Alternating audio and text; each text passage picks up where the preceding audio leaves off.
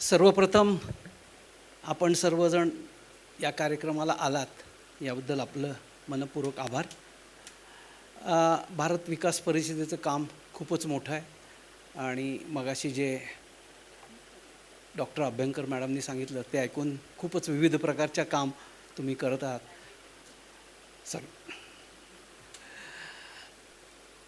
विवेकानंद व्याख्यानमालेचं 49वं व्याख्यान आज आहे. हे खूप आणि मला तुम्ही बोलवलं याबद्दल खूप धन्यवाद.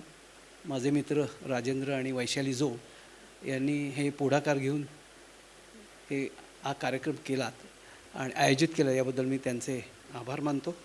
आपले पदाधिकारी देवदत्त चंदावरकर, राजन देशपांडे आणि मॅडम दांडेकर यांचं परत एकदा आभार मानतो. देखणे कालपासून आम्ही बरेच दिवस एकमेक हे करून करतो. तर कुठल्याही कार्यक्रमाला सुरुवात करताना आम्ही नेहमी सरस्वतीला वंदन करतो, सरस्वतीची प्रार्थना करतो की आज जे काही मला वर्ण देवानी किंवा अद्भुत शक्तीने ताकद दिलेली आहे त्याद्वारे उत्तम विचार माझ्या थ्रू तुमच्यापर्यंत पोचावेत ही प्रार्थना करतो. आणि समर्थ रामदास स्वामींचं आभार मानतो की त्यांनी जे सांगितलेलं एक तत्त्व आहे की दुसऱ्याला ठेच लागली की मागच्यानी सावध व्हायची जरूर आहे.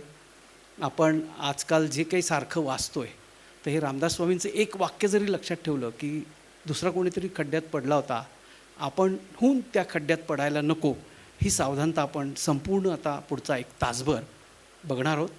याच्यामध्ये जे काही ज्यांचे कॉपीराईट्स आहेत ते कॉपीराईट्स अबाधित आहेत.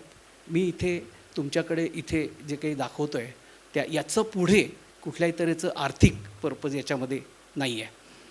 आजचा आपला जो ओव्हरऑल प्लॅन आहे तो मी थोडक्यात तुम्हाला सांगतो एवढ्यासाठी की आपल्याला कल्पना हवी की काय काय आपण आज बघणार आहोत. तंत्रज्ञान कुठं चाललं आहे, स्वतःची जागरूकता आणि स्वतःचं रक्षण म्हणजे काय हे आपण माहीत करून घेणार आहोत. ते करताना एक 4-5 महत्त्वाची तत्त्व आहेत, मी तुमच्याकडनं ती पाठच करून घेणार आहे आणि त्याचं तुम्ही पाठ केलेत तर मला खात्री आहे की तुमच्या बाबतीत तरी हा धोका पुढे ढकलता येईल किंवा टाळता येईल. काय काय तऱ्हेचे गुन्हे होत आहेत त्याच्या आपण काही ठोस केसेस ज्या आहेत मोठ्या ते पाहणार आहोत. सोशल मीडिया हा जो सध्याचा मोठा विषय आहे तो आपल्या कंठस्थ विषय आहे. त्याचा वापर हा कसा करायला पाहिजे, कारण जेणेकरून सायबर गुन्हेगारी थोडीशी लांब राहू शकेल किंवा आम्ही स्वतः त्याच्यातनं वाचेन असा आपण विचार करणार आहोत. आणि आता सगळ्यात महत्त्वाचा विषय सध्या जो आहे ती तुमचा डेटा, तुमची माहिती, आणि ती माहिती म्हणजे काय आणि ती कुठे जाते ते आपण पाहणार आहोत. या जगात सायबर क्राईम, मगाशी सुपेकर साहेबांनी सांगितल्याप्रमाणे बँक डिजिटल याच्याशिवाय आपण जगू शकणार नाही, कारण त्यांनी मुळातच माझं काम थोडंसं सोपं केलं आहे. तुम्ही सगळे कुठे आहात सध्या ते त्यांनी शोधून काढलेलं आहे. तुम्ही सगळे व्हॉट्सअपवर आहात ते कन्फर्म झालं आहे, तो प्रश्न मी परत विचारणार नाही.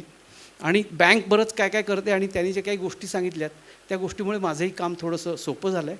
पण या सगळ्यात काय करायचं आहे आणि काय करायचं नाही आहे ह्या दोन्ही गोष्टी पाहणार आहोत आपण. नुसतं आपण घाबरून जाणार नाही आहोत, तर काय करायचं हेही आपण पाहणार आहोत. याच्याचबरोबर थोडासा विषय असं करणार आहे की काय चाललं आहे, काय कायदा काय म्हणतो, पोलीस काय म्हणतात. जरी काही होत नसलं कायद्याने तरी पण कायदा काय काय करू शकतं आहे आणि करतं आहे याची पण आपण थोडक्यात माहिती घेणार आहोत. आणि शेवटी तुम्ही जर फसलात तर पहिलं 1 तासात काय करायचं असतं, 2 तासात काय करायचं असतं, 24 तासात काय करायचं असतं. कारण एकदा तुम्ही फसलात की ते तुम्हाला पर्याय नाही आहे, मी त्यातला नाही आहे, माझं काही नाही, असं चालणार नाही. त्यातल्या काही गोष्टी मिनिमम तुम्हाला कराव्याच लागतील. त्या काय ते आपण पाहणार आहोत. आणि सगळ्यात शेवटी हे सगळं तासभर ऐकल्यानंतर थोडंसं काळजीचं वातावरण निर्माण व्हायची शक्यता आहे. ते काळजीचं वातावरण होऊ नये म्हणून इंटरनेटवर काही चांगल्या गोष्टी पण असतात आणि त्या चांगल्या गोष्टी तुमची तयारी असेल आणि शेवटी संयोजकांनी जर मान्यता दिली तर मी दाखवणार आहे. या सगळी चळवळ जी आहे ही सायबर सजगता अभियान, ही चळवळ आहे ती एकट्या माणसाची नाही आहे, तर सगळ्या संघटनांची आहे, आपल्या प्रत्येक माणसाची आहे. तुमचीसुद्धा काय काय जबाबदारी आहे हे आपण शेवटी प्रयत्न करणार आहोत लिस्ट करायचा आणि ते तुम्ही लक्षात ठेवणं. आणि शेवटी मला संयोजकांनी सांगितलेलं आहे की नुसतं भाषण असतं खूप कंटाळवाणं होतं, तर प्रश्नोत्तरं ठेवायची का, मुलाखत ठेवायची का. मी त्यांना म्हटलं की मी गॅरंटी देतो, मी माझं भाषण कंटाळवाणं होणार नाही, कारण मला कॉन्फिडन्स आहे एक. पण त्यांच्या विनंतीला मान देऊन शेवटी प्रश्नोत्तरांसाठी सुद्धा वेळ ठेवलेला आहे. निश्चितपणे आपण प्रश्न विचारावेत आणि प्रत्येक प्रश्न जो आहे तो नक्की मी त्याचं उत्तर देईन. प्रश्नोत्तराचे काही ज्या गोष्टी आहेत त्या मी तुम्हाला परत त्यावेळेला सांगेनच.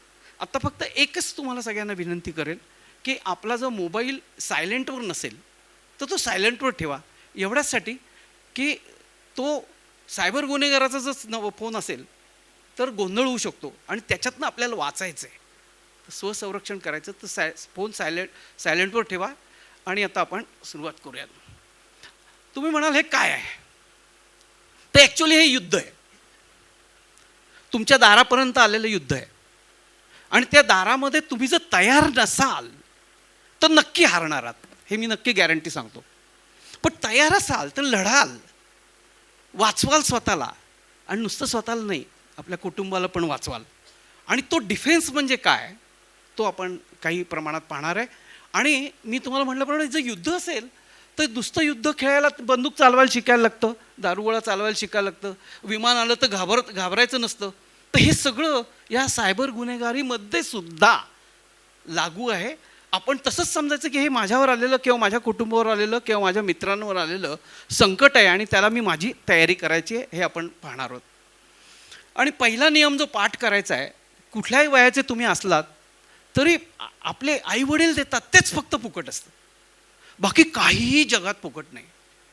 असं जर तुम्ही लक्षात ठेवलं तर तुम्हाला जर कोणी म्हणलं की एकावर एक साडी फुकट आहे, एकावर एक एका बाटली नाही, काहीतरी एक वस्तू फुकट आहे समजा, तर हा माणूस मला का फुकट देतोय? ही माझी आई आहे का? हे माझे वडील आहेत का? नाही, म्हणजे हा भामटा आहे.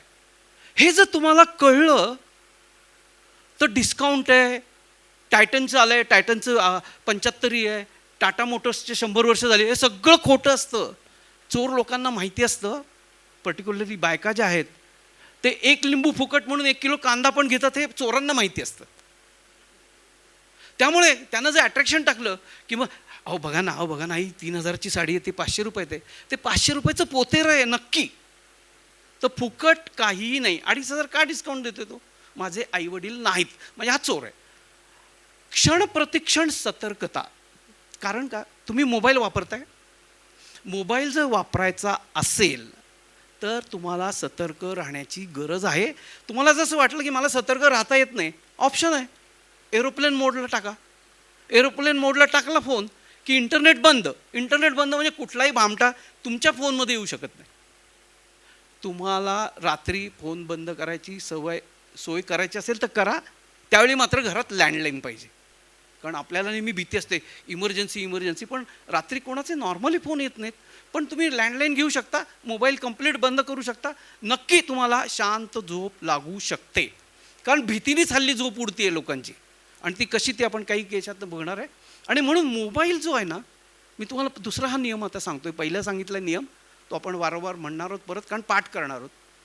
मोबाईल जो आहे ना तुमचा, तो किंग पिन आहे. सगळ्या सायबर गुन्हेगाराचं सेंटर जे आहे ते मोबाईल आहे. आणि म्हणून तो मोबाईल आणि त्याची दक्षता, याच्यातल्या 3च मुद्दे मी तुम्हाला फक्त सांगून ठेवतो. बाकीचे मुद्दे मी माझ्या बऱ्याच पुस्तकांमध्ये आणि आर्टिकलमध्ये लिहिलं आहे. शेवटी आपण पुस्तकाबद्दल बोलूच. हा जो मोबाईल आहे ना, या मोबाईलचा ॲक्सेस चोर लोक मिळवतात. तो कसा मिळवतात? तुम्हाला फोन करतील, तुम्हाला एखादी SMS ची लिंक पाठवतील. SMS ची लिंक पाठवली की त्याच्याबरोबर APK फाईल जर तुम्ही डाउनलोड केली, अँड्रॉइड पॅकेज किट म्हणून एक फाईल असते, ती फाईल जर तुमच्या मोबाईलमध्ये डाउनलोड झाली तर मोबाईलची कॉपी त्या चोराकडे जाते आणि तुम्ही जो काही तुमचा जो डेटा आहे, मगाशी सांगितल्याप्रमाणे तुमची वैयक्तिक माहिती आहे, बँक लॉग इन आहे, ते सगळं त्याच्याकडे जातं. आणि तो तुमच्या मोबाईलच्या थ्रू बँक अकाउंट ऑपरेट करून SVC बँकेत समजा त्याचं खातं आहे तर ते SVC बँकेपर्यंत पोहोचून ते पैसे पळवू शकतो. नाव घेतलं म्हणजे राग मानू नका, कारण तुम्ही आहात म्हणून तुमचं नाव घेतलं. हां, नंतर मोबाईल हा तुमचा जो आहे ना, जो मोबाईल हरवला तर अक्षरशः जीव गेल्यासारखं होतं. आता माझं कसं होणार, मोबाईलवर व्हॉट्सअपवर कसं होणार. आणि ते खरं आहे, तसंच वाटायला पाहिजे. मग तातडीने काय करायचं? तातडीने फोन डिॲक्टिवेट करा, तुमचं सिम कार्ड जाऊन बदला, नंबर पाहिजे तर बदला, तक्रार करा. ताबडतोब ते सगळं केलंच पाहिजे 1 तासाभरात, म्हणजे पुढचे जे धोके आहेत ते थांबू शकतात. मोबाईल एक किंग पिन, हा दुसरा नियम आपण आता पाहिला. आणि आता सगळ्यात महत्त्वाचा जो नियम पाठ करायचा आहे की बरेच लोक काय म्हणतात की मला टेक्नॉलॉजीतलं काही कळत नाही. ही ढाल वापरायचं आता आपण बंद केलं पाहिजे. आपल्याला असं सांगायला लागताच कामा नाही, कारण तुम्ही मोबाईल वापरता म्हणजे तुम्हाला टेक्नॉलॉजी येते आहे. तुम्हाला काही सायबर क्राईम करायचं नाही, एवढी काही टेक्नॉलॉजी शिकायची नाही आहे. माझ्या टेक्नॉलॉजीचं, माझ्या लॅपटॉपचं, माझं मोबाईलचं संरक्षण फक्त करायचं तेवढं मला शिकायचं आहे. त्यामुळे असं कधी पण म्हणू नका की मला हे येत नाही, तर त्याच्याऐवजी असं म्हणायचं की मला हे शिकायचं आहे. शिकायला खूप सोपं आहे आणि शिकायचे सोपायचे मार्ग पण मी तुम्हाला काही सांगणार आहे. आणि आता ही जी भीती आणखीन वाटते ना, पोलिसांची भीती वाटते, सरकारी ऑफिसर्सची भीती वाटते, हे पहिल्यापासून आहे, म्हणजे आपल्याला नव्याने वाटत नाही. तर ही भीती जी आहे, ही भीती काढली पाहिजे, कमी केली पाहिजे. ती कशी ती आपण काही केसेसमधनं बघणार आहोत. आता पहिला जो आपला आजचा मुद्दा आहे तो असा आहे की हे गुन्हेगारीचे आकडे तुम्ही रोज पेपरमध्ये वाचत असाल. आता तुम्हाला एक बारीकसा मुद्दा सांगून ठेवतो. तुमच्या घरात जर सिनियर सिटीजन असतील, तुमच्यापैकी काही सिनियर सिटीजन असतील, तर एक तरी पेपर लावा. आता दैनिक भुंगा हा सगळ्यात स्वस्त आहे. एक तरी पेपर लावा, कारण पेपरमध्ये सायबर गुन्ह्याच्या खऱ्या खऱ्या बातम्या येतात. पेपरमध्ये बाकीच्या बातम्या कशा येतात मला माहीत नाही, पण सायबर गुन्ह्याची बातमी नक्की खरी, कारण त्यांना दुसरं काही छापायला खरं नसतं. पोलीस रोज रिपोर्टिंग करत असतात. ते जर तुमच्या घरातल्या सिनियर लोकांनी वाचलं, ऐकलं, किंवा तुमच्या माहितीतल्या सिनियर लोकांना सबस्क्रिप्शन भरा आणि भुंगा लावा, म्हणजे एक पेपर. त्यांच्यापुढे जर रोज राहिलं की असं झालंय की त्यांच्या अँटीना कायम ऑन राहणार. आणि आपल्याला आपल्या जवळच्या लोकांच्या अँटीना कशा ऑन करायच्यात हे आपण बघणार आहोत. गुन्हेगारीचे आकडे मी इथे सविस्तर सांगत नाही. कित्येक कोटी रुपये रोज जात आहेत. ते का जात आहेत हे आपण पुढच्या स्लाईडमध्ये बघणार आहोत. तुम्ही जर बघितलं तर प्रत्येक माणूस हल्ली जेवतो काय, खातो काय, कुठं गेला काय, कुठं गावाला गेला, लगेच पहिल्यांदा तिथं जायच्या आधी फोटो काढतो. परवा कोणीतरी याच्यामध्ये स्मशानामध्ये मी कोणाच्या तरी अंत्यात तिथे तो फोटो काढत होता. शेजारच्यानी टपली मारली, अरे काय इथला फोटो कुठला टाकतो? नाही म्हणे लोकांना कळलं पाहिजे मी आलोय अंत्यविधीला. हे कशाला कळलं पाहिजे? तर एवढ्या अपलोड्स होत आहेत, एवढ्या हिट्स होत आहेत, एवढ्या ईमेल होत आहेत की तर ते इंटरनेट केव्हा तरी कोलॅप्स होईल. पण तेही धंदा करायला बसलेत. ते 5G काढतील, 7G काढतील, गोल्डन जी काढतील 2 वर्षामध्ये, आणि त्यांचा धंदा मात्र जोरात चालेल. ह्याच्यासाठी आपल्याला काही गोष्टी, इंटरनेटचा वापर कसा करायचा, त्याच्यावर कशा गोष्टींचा कंट्रोल करायचा.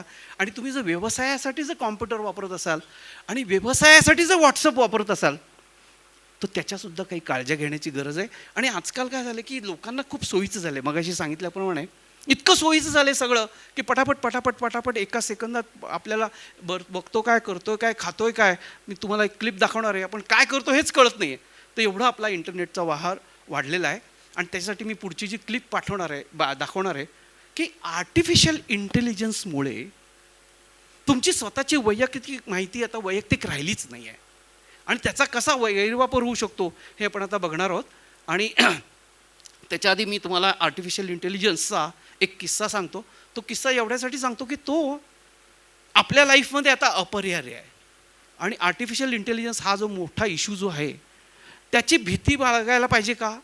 तर मध्यम भीती बाळगायला पाहिजे. अतिभीती बाळगायला पाहिजे का? अजिबात नाही. अजिबात असं काही होणार नाही की सगळं बदलणार आहे, सगळं ते रोबोटच करणार, असं अजिबात होणार नाही आहे. मात्र फरक कुठे होणार आहे की तुम्हाला आर्टिफिशियल इंटेलिजन्स काहीच माहिती नाही. काहींना काही माहिती आहे आणि काहींना खूप माहिती आहे. तर ज्यांना थोडी माहिती आहे, ज्यांना अति माहिती आहे, ते दोघं तुम्हाला रिप्लेस करणार आहेत सर्वच बाबतीत. तर तेवढंच आपण शिकून घ्यायचं आहे की मला काय करायचं आहे. कारण ते आर्टिफिशियल इंटेलिजन्समध्ये संपूर्ण टेक्नॉलॉजी काही करायचं नाही आहे. सगळी जी टूल्स आहेत बारकी ती आर्टिफिशियल इंटेलिजन्समुळे तुम्हाला उपलब्ध होणार आहेत, ती वापरा. म्हणजे उदाहरण, आता एखादी तुम्हाला कुठला तरी कोर्टाचा मॅटर आहे आणि तुम्हाला उत्तर लिहायचं आहे, तर तुम्ही त्या ChatGPTला सगळ्या फॅक्ट्स टाकू शकता, तो तुम्हाला उत्तर करून देऊ शकतो. मी उलटा प्रयोग केला. तो प्रयोग तुम्हाला सांगतो. एका मोठ्या केसमध्ये खूप मोठे complicated auditor appointment, company law matters, याच्यामध्ये 2 ऑडिटर्समध्ये भांडण चाललेलं होतं. तर एका ऑडिटरने म्हटलं, अरे ते कसं करायचं, मी ते ChatGPTला विचारू का? म्हटलं नाही, तू तुझं उत्तर तयार कर. मग आम्ही असं उत्तर तयार केलं की त्या चार्टर्ड अकाउंटंट, त्या गव्हर्नमेंट अथॉरिटी, आणि त्याला सॉलिड असं काय लिहून ते ChatGPTला टाकलं की मी असं उत्तर देणार आहे, ही फॅक्ट आहे. ChatGPT मला इतकं उत्तम सांगितलं की अरे हे आगाऊपणाचं आहे, असं लिहू नका. अरे अरे हे असं लिहायचं नसतं त्याच्यात, तुमची बाजू प्रोटेक्ट करायची असते, तुम्ही काहीच कमिट करायचं नसतं. तर त्या ChatGPTचा आणि आर्टिफिशियल इंटेलिजन्सचा पॉझिटिव्ह उपयोग कसा करायचा याचे अनेक मार्ग आहेत. ते शिकणं मात्र प्रत्येकाला गरजेचं आहे. आता हा वॉलमार्टचा किस्सा जो आहे तो फार गमतीशीर आहे आणि मजेशीर आहे. तो नक्कीच सांगायला आवडेल मला. थोडासा तो म्हणजे सगळेच ॲडल्ट आहेत, त्यामुळे आता ॲडल्ट आणि नॉन ॲडल्ट असा इश्यूच राहिला नाही, कारण खरं वय कोणाचंच कळत नाही इंटरनेटमुळे. आता एकदा काय झालं की वॉलमार्टमध्ये एक बाई गेल्या आणि त्यांना काय काय खरेदी करायची होती. त्या पहिल्या काउंटरवर गेल्या, त्यांनी एक पुस्तक खरेदी केलं. दुसऱ्या काउंटरवर गेल्या, काही औषधं खरेदी केली. तिसऱ्या काउंटरवर गेल्या, तिथे लहान मुलांची खेळणी घेतली. चौथ्या ठिकाणी गेल्या, तिथे योगाचं पुस्तक घेतलं, प्रात्यक्षिक घेतलं. 5व्या 6व्या ठिकाणी गेल्या, कपडे घेतले आणि सगळं घेऊन काउंटरवर आल्या, पैसे दिले, घरी गेल्या. घरी गेल्यानंतर 8 दिवसांनी वॉलमार्टकडनं त्यांना एक पाकिट आलं आणि त्या पाकिटामध्ये पत्र होतं आणि त्या पत्रात त्यांनी लिहिलं होतं, madam so and so, congratulations, you are pregnant. आणि हे पत्र तिच्या नवऱ्याच्या हातात पडलं. नवरा खवळला. नवरा म्हणाला, अरेच्छा, बायको प्रेग्नंट आणि मला माहीत नाही. त्याचा त्याला राग आला आणि दुसरा राग आला की बायकोने मला सांगितलंच नाही. तो उठला, तसाच वॉलमार्टमध्ये गेला. म्हटलं हे काय चाललंय तुमचं? वॉलमार्टचा मॅनेजर म्हटला की आमच्या कॉम्प्युटर सिस्टीममधनं आलं आहे, म्हणजे ते बरोबर आहे, पण जर चुकीचं निघालं तर तुम्हाला $1000 मी लगेच देईन. तो म्हटला चला $1000 मिळतात. ते आत गेले. त्यांना विचारलं तुम्ही कोण? तो म्हटला मी नवरा. पण ते म्हटले पहिला, दुसरा, तिसरा, कुठला नवरा? अमेरिकेत ते असं सगळं चालतं ना. तो म्हटला हो हे काय, कारण त्यांच्या तिथे अकाउंट जो फॅमिलीचा असेल त्याच्यात त्यांचं चित्र होतं. ते म्हटले तुम्हीच नवरा, तुम्ही विचारू शकता, विचारा. तर म्हणे मला हे शंका आहे, तुम्ही कसं पत्र पाठवलं आणि का? ते म्हणले बघा, तुमची बायको पहिल्यांदा पुस्तकाच्या दुकानात गेली, तिने त्याच्यात हे कुठलं पुस्तक घेतलं, पहिले प्रेग्नन्सीच्या पहिल्या 21 दिवसामध्ये कुठले कुठले आजार होतात हे पुस्तक तिने घेतलं. पुढच्या मेडिसिनच्या दुकानात गेली, तिने प्रेग्नन्सी टेस्टच्या स्ट्रिप्स आणि प्रेग्नन्सीमध्ये पहिले 21 दिवस झोप लागत नाही तेव्हा काय काय औषधं घ्यायची ती औषधं घेतली. तिसरं तिने कपडे जे घेतले ते 1 महिन्याचा गाऊन, 2 महिन्याचा गाऊन, 3 महिन्याचे गाऊन, असे 6 गाऊन घेतले. आणि शेवटी जी आमच्या सेल्समनशी जी बोलली ती त्यांनी विचारलं की कुठल्या दिवशी कुठलं योगासन केलेलं चालेल. तर त्या आमच्या माणसाने सांगितलं की पहिले 21 दिवस काही करू नका, 21 दिवसानंतर करा. तर हे सगळं जे आहे याचा अर्थ ती बाई प्रेग्नंट आहे हे नक्की. पण आमच्याकडे सिक्युरिटी चेक आहे. ते म्हणले काय? ते म्हणले आमच्या इथे CCTV आहेत, बघितले का? हो. तर तुमची बायको ज्या दिवशी आली ती 35 दिवसाची प्रेग्नंट होती. ते म्हणे कसं? ती अशी जी चालते ती 35व्या दिवसाची होती. तो म्हणे तर हे एवढं पाहिल्यावर तो मग खुश झाला. तो म्हणला वा वा, मला काही कॉम्पन्सेशन नको, कारण मी बरेच वर्ष वाट पाहतोय. आणि तो घरी गेला. आर्टिफिशियल इंटेलिजन्सचा वापर तुम्ही काय करताय, तुम्ही कसे बोलताय, तुम्ही काय खरेदी करताय. आता तुम्ही बघा ना, तुम्ही नुसतं इंटरनेटवर गेलात आणि गोव्याला जायचं म्हणलं की संध्याकाळपर्यंत 2-3 दिवस, 8-8 दिवस तुमच्या मागे लागतात. तुम्ही एक बुकिंग केलं तर दुसरा सांगतो की त्याच हॉटेलचं बुकिंग आज रेट कमी आहे. त्याला कसं कळतं की मी इकडे केलं आहे बुकिंग? तर हे सगळं आर्टिफिशियल इंटेलिजन्सनी जाऊन मार्केटिंगसाठी त्याचा उपयोग होणार आहे, हे लक्षात ठेवा. आता ही पुढची जी क्लिप आहे, ही क्लिप तुम्ही एवढ्यासाठी बघा की आर्टिफिशियल इंटेलिजन्स तुमची माहिती कशी कशी जमा करते आणि कुठे कुठे जमा करते आणि कशी वापरली जाणार आहे हे तुम्ही बघा. हे कमलेश मराठे म्हणून आहेत, पुण्याचेच आहेत. ते अनेक अशा सोशल चांगल्या क्लिप्स तयार करतात. कधीतरी व्याख्यानमालेत त्यांना बोलवा, ते खूप छान, माझ्यापेक्षा छान भाषण देतील. म्हणजे मी देईनच, पण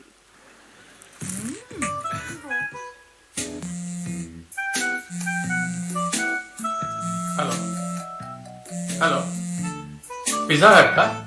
हो सर, मराठे साहेब आपलं स्वागत आहे. मग माझी ऑर्डर लिहून घ्या. सर तुम्ही नेहमी देता तीच ऑर्डर आहे का? हो, पण तुम्हाला काय माहित मी काय ऑर्डर करणार आहे ते? सर तुमचा पत्ता, फोन नंबर आणि गेले 12 महिने तुम्ही ज्या ऑर्डर्स दिल्या होत्या त्या आमच्या डेटाबेस प्रमाणे तुम्ही एक्स्ट्रा लार्ज सुप्रीम पिझ्झा आणि त्याबरोबर 3 चीजेस, सॉसेज, पेपरोनी मशरूम्स आणि थिक क्रस्टवर मीट बॉल्स असा पिझ्झा ऑर्डर केला होता. क्या बात आहे, ग्रेट. मला तोच पिझ्झा पाहिजे. सर मी एक सुचवू का? ह्यावेळी तुम्ही मीठ नसलेला भाकरी पिझ्झा ग्लुटेन फ्री तवा baked Indian healthy vegetable pizza मागवावा. का बरं? अजिबात नाही. मला व्हेजिटेबल्स अजिबात आवडत नाही. आणि तसाही तो फारच बेचव आणि पथ्याचा असतो. मला नको. मला नाही आवडत तो. पण आपले कोलेस्टेरॉल ठीक नाही आहे सर. अरे, तुम्हाला कसं माहिती? सर, आम्ही तुमच्या मोबाईल नंबरला लिंक असलेले तुमचे गेल्या 7 वर्षातले ब्लड रिपोर्ट्स पाहिले आहेत सर. हे फारच झालं. बस करा आता. मला सुप्रीम पिझ्झाच पाहिजे. मी कोलेस्टेरॉलवर औषध घेतोय. सॉरी सर, पण आमच्या रेकॉर्ड प्रमाणे तुम्ही औषधं नियमित घेत नाही सर. 30 गोळ्यांचा बॉक्स तुम्ही अपोलो फार्मसी मधून 4 महिन्यापूर्वी घेतला होता. त्यानंतर तुम्ही तिथून औषधे घेतली नाहीत. अरे काय चाललंय तरी काय? अरे मी दुसऱ्या फार्मसी मधनं त्या गोळ्या घेतल्या त्या. असं वाटत नाही सर. तुमची क्रेडिट कार्ड स्टेटमेंट्स असं काहीच दाखवत नाहीयेत सर. अरे कॅश देऊन घेतली ना औषधं ती. हो सर, पण तुमचे बँक स्टेटमेंट इतकी कॅश काढलेली दाखवत नाहीये सर. अरे पण बँकेतनच का? माझं दुसरं इन्कम असू शकत नाही. हो का सर? पण तुमचे इन्कम टॅक्स रिटर्न तसं दाखवत नाहीये. आणि रिटर्न मध्ये न दाखवता इन्कम असणं हे बेकायदेशीर आहे sir. What the hell you are talking? This is height and too much. तुम्ही माझी टॅक्स रिटर्न पण पाहिले. This is not fair. Sorry for that sir. पण आम्ही ही सगळी माहिती फक्त आणि फक्त तुमच्या भल्यासाठीच आणि तुम्हाला मदत करावी म्हणूनच वापरतो सर. आणि तुम्हाला आणि एक गोष्ट सांगायची आहे सर. तुमचे स्मार्ट वॉचचे रिपोर्ट्स आम्हाला सांगतात की तुम्ही तुमचा नियमित व्यायाम पण करत नाही सर. हे बघा, I am sick of using Google and Twitter and WhatsApp and what not. मी एका अज्ञात निर्जन स्थळी चाललोय. मी एका डेझर्ट आयलंडला चाललोय. सर, कृपया शांत व्हा. तुमचे बीपी वाढेल. आणि तुम्ही म्हणता ते समजले सर मला. तुम्ही डेझर्ट आयलंडला नक्की जा. आमची तिथे पण शाखा आहे सर. तुम्हाला शुभेच्छा. पण त्यासाठी तुम्हाला आधी तुमचा पासपोर्ट रिन्यू करावा लागेल. सर, तुमचा पासपोर्ट 1.5 महिन्यापूर्वीच एक्सपायर झाला सर. अरे देवा, काय करू मी आता? तर आता हे जे काही चाललंय, ही सगळी माहिती तुमची सगळीकडे आहे. तुम्ही आता त्या माहितीचा काहीही करू शकत नाही आहे. ऑलरेडी गेलेली आहे. नवीन data privacy data protection act pass झालेला आहे. नोव्हेंबरपासनं पहिली फेज त्याची इम्प्लिमेंट होणार आहे. मेमध्ये फायनल इम्प्लिमेंटेशन होणार आहे. आणि नंतर मात्र हा आपला असा डेटा कोणी कोणाला चोरला, विकला, बँकेने सुद्धा तो कसा स्टोअर करायला पाहिजे याच्या संबंधातले नियम येणार आहेत. त्याच्यानंतर कदाचित आपल्याला काही प्रमाणामध्ये हे मिळू शकेल. आता तुम्हाला एक मागची क्लिप दाखवता येणार नाही आहे. मगाशी आपण ट्रायल घेतली. पण तुम्हाला मी सांगतो की सगळ्यात धोका काय आहे की इंटरनेटवर जे दिसतं ना ते सगळं खरं असतंच असं नाही. ते खरंही असेल आणि खोटंही असेल. आता त्याचं उदाहरण आहे हे वृत्तिका पटेल. वृत्तिका पटेल म्हणून अतिशय छान सध्या एक गुजराती मुलगी आहे. तिचे लाखो फॉलोअर्स आहेत. आणि तुम्हाला फक्त तिचं चित्र दाखवतो एवढ्याचसाठी की लोक कशामध्ये अडकत आहेत हे बघाच तुम्ही. ही ती मुलगी आणि हिने ती क्लिप तयार केली आहे. आणि ती काय म्हणते, और ऐसा कहा जा रहा है कि ये कुछ 1.25 लाख रुपए महीना सब्सक्रिप्शन से कमाती है. हां, आता ती काय म्हणते की हे असे कुठेतरी फोटो बघितल्यानंतर लोक तिला पहिल्यांदा लाईक करतात, हॅलो करतात, मग ती बोलायला लागते, मग ती कम्युनिकेशन सुरू होतं. मग नंतर त्या एक काही माणसं तिला म्हणतात अगं भेटता येईल का? ती म्हणते नाही, मी आता आज अहमदाबादमध्ये. पण आपण फोनवर बोलू ना, फोनवर काय तुम्हाला करायचं ते करूयात ना. अनेक पॉलिटिशियन्स, अनेक बिझनेस लोक हे सगळे तिच्या डेटाबेसमध्ये आहेत. रेग्युलर कस्टमर, रेग्युलर कॉल करतायत. 1 तासाचे ती 1500 रुपये घेते. ते पैसे जीपेने तिला दिलेत. आणि ती ॲक्च्युअल मुलगी नाहीच आहे. तो बॉट आहे. बॉट म्हणजे काय? रोबोट आहे. ती बाईसारखी बोलते, बाईसारखी वागते, बटन दाबलं की पर्टिक्युलर गोष्ट करते. हे सगळं खोटं आहे. पण आता हा धंदा करणारा जो चोर आहे त्याच्याकडे डेटाबेस तयार झाला आहे. कोण कोण कॉन्टॅक्ट करतं आहे, कसे कसे कॉम्प्रोमाइज फोटो आहेत. आणि तो यादी घेऊन बसला आहे. आणि मग त्यातल्याच लोकांना तो फोन करतो. आणि मग त्यांनी उलटं विचारल्यावर अहो ते वृत्तिका पटेलनी तुमचा नंबर दिला आहे. अरे बापरे, अरे बापरे, हे नको, कोणाला सांगू नको, किती पैसे द्यायचेत तुला. तर गंमत, हे जे पोर्नोग्राफिक प्रॉब्लेम्स आहेत हे सगळे या अशा इंटरनेटच्या खोट्या मैत्रीच्या आभासी मैत्रीमुळे निर्माण होत आहेत. तर मग काळजी काय घ्यायची? या भानगडीत पडायचंच नाही, आणि जर पडायचं असेल तर पूर्णपणे खातरजमा केल्याशिवाय अजिबात अशा तऱ्हेच्या डेटिंग साईटला जायचं नाही. डेटिंग साईट हा सगळ्या डिजिटल अरेस्टनंतर डेटिंग साईट आणि डेटिंग साईटच्या थ्रू, म्हणजे या वृत्तिका पटेलनी काय केलं आहे की माझा परदेशात बिझनेस आहे, तिथे पैसे गुंतवा, बरं विश्वास संपादन होतो, उद्या रात्री परत भेटायचे फोनवर, मग तेवढे पैसे पाठवा, आणि तिथनं ती स्टेप सुरू होते आणि पुढचे गुन्हे वाढायला लागतात. त्यामुळे या भानगडीतच पडायचं नाही, हा एकच काळजी होते. आता ही 5 कारणं आहेत की का गुन्हे होत आहेत, आणि त्या गुन्ह्याची कारणं आपण समजून घेण्याची गरज आहे. कारण मला प्रत्येकजण विचारतो की एवढी गोष्टी येतात, एवढ्या माहिती येते, एवढ्या बँका पसरवत आहेत, तरीसुद्धा का होतं? तर तरीसुद्धा का होतं याची ही 5 उत्तरं आहेत. पहिलं म्हणजे जास्त पैशाचा मोह. जेव्हा केव्हा तुमच्या असं लक्षात येईल की बँकेचे व्याजदर जर 7% आहेत, 8% आहेत, आणि एखादा म्हणला तुमचे 1 महिन्यात तुम्हाला 15% देतो, वर्षाचे 24% देतो, नॉर्मल बँकेच्या व्याजदरापेक्षा जास्त फायदा दाखवणाऱ्या सगळ्या योजना या खोट्या असू शकतात. त्याच्यामध्ये तुम्हाला सीतारामनची क्लिप बघितल्यासारखं वाटेल की 15 लाख भरा, आयुष्यभर 1 कोटी मिळवा. सुधा मूर्ती सांगते की हा शेअर घ्या. CNBCचं सांगतो की नवीन IPO येतो, त्याच्यात पैसे घाला. त्या सगळ्या खोट्या डीप फेक या तंत्रज्ञानाने बनवलेल्या खोट्या क्लिप्स आहेत. मगाशी सुपेकर साहेबांनी सांगितलं डीप फेक म्हणजे काय? तंतोतंत तुमचा फोटो, तंतोतंत तुमचा आवाज, अशा तऱ्हेने क्लिप्स तयार केलेल्या आहेत. तुम्हाला त्या खोट्या खऱ्याच वाटतात. तर नॉर्मल 7%, मॅक्झिमम 7% ना साहेब, तुम्ही किती देतायत सध्या? 8% वरती जर कोणाचा फायदा असेल तो नक्की खातरजमा केल्याशिवाय, कन्सल्टंटला विचारल्याशिवाय, एक्सपर्टला विचारल्याशिवाय अजिबात इन्व्हेस्ट करू नका. दुसरं, फुकट किंवा स्वस्त मिळतं आहे, नक्की त्याच्या मागे लागतात लोक.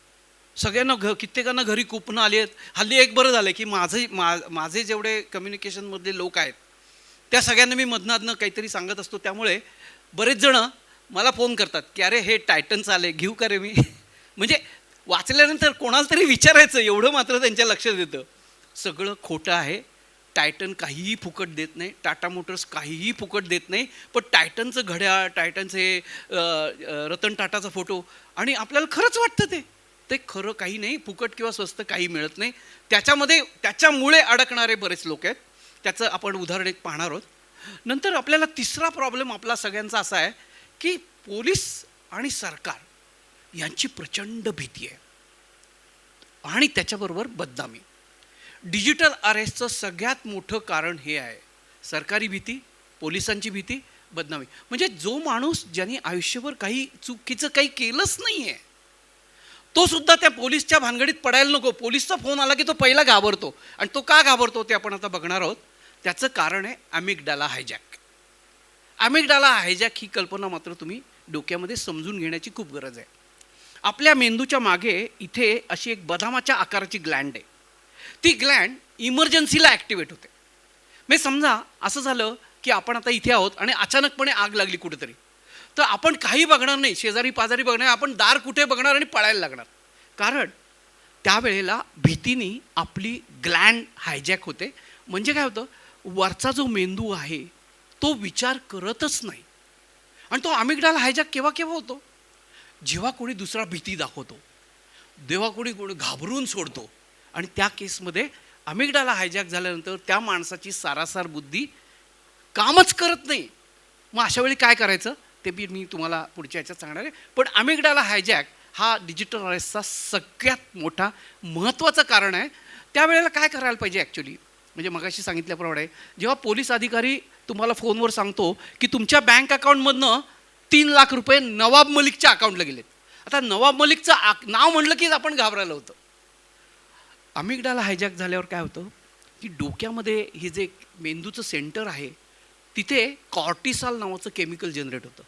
आणि एकदा का कॉर्टिसॉल जनरेट व्हायला लागलं तर ती भीती जशी वाढते तसं ते केमिकल खाली पायापर्यंत जातं.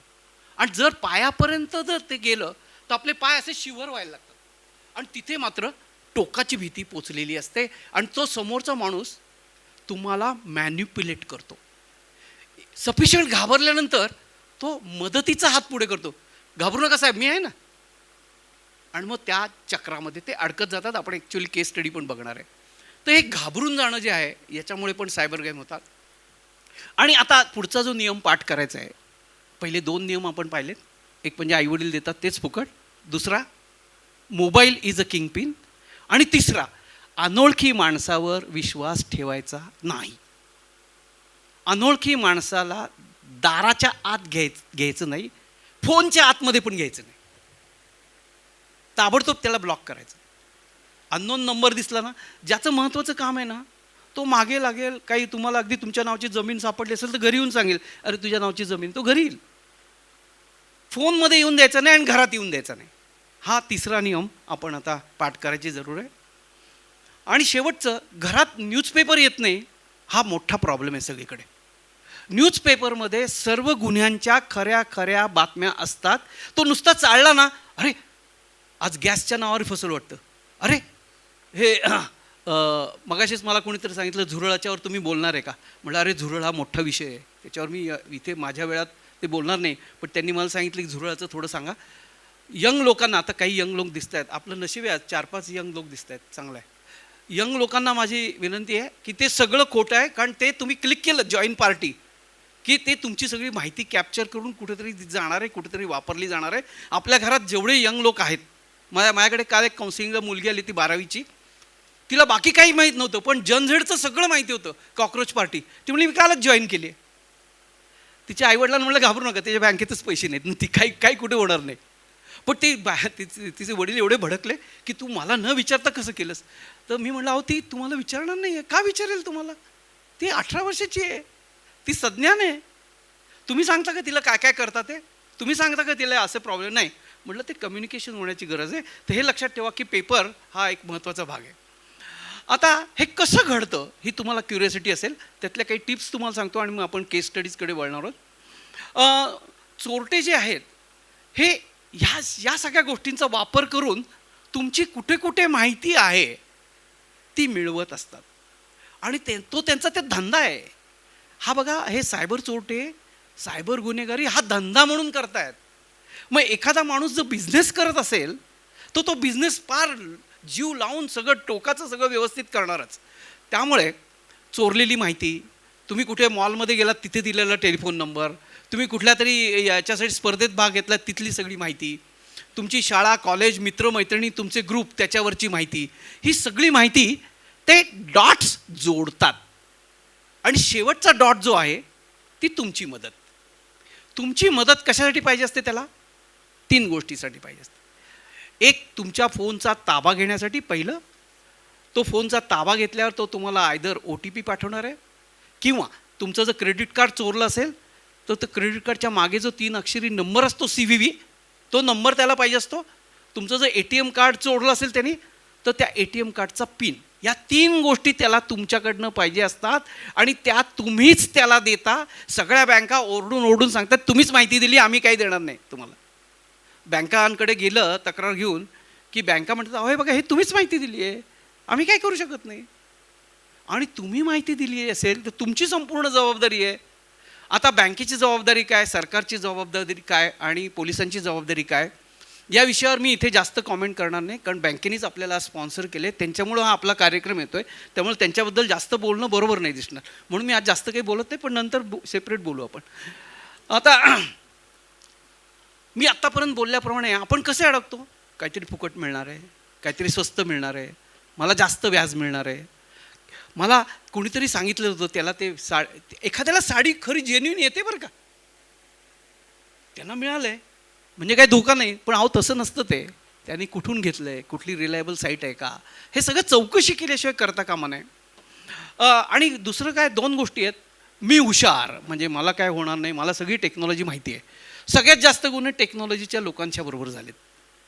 कारण 1-2 गोष्टी आहेत, त्यांच्याकडे भरपूर पैसे असतात, त्यांना कुठे गुंतवायचं याचं मार्गदर्शन नीट मिळत नसावं.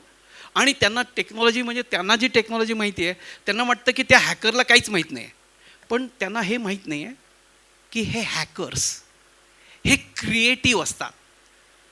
पोलीस आणि तपास यंत्रणा ही रिॲक्टिव्ह असते, ते नंतर करतात. म्हणजे आता कित्येक लोक सांगतात की मला असा फोन आला होता, मी पोलिसांना फोन केला, पोलीस म्हणले तुमचे पैसे नाही गेले, झोपांना शांत, कशाला त्रास देताय आम्हाला. म्हणजे प्रोबेबल फ्रॉड होणार आहेत याची सुद्धा ते माहिती घ्यायला तयार नाहीत, कारण त्यांच्याकडे एवढ्या रोज केसेस येत आहेत. They are not equip to handle that.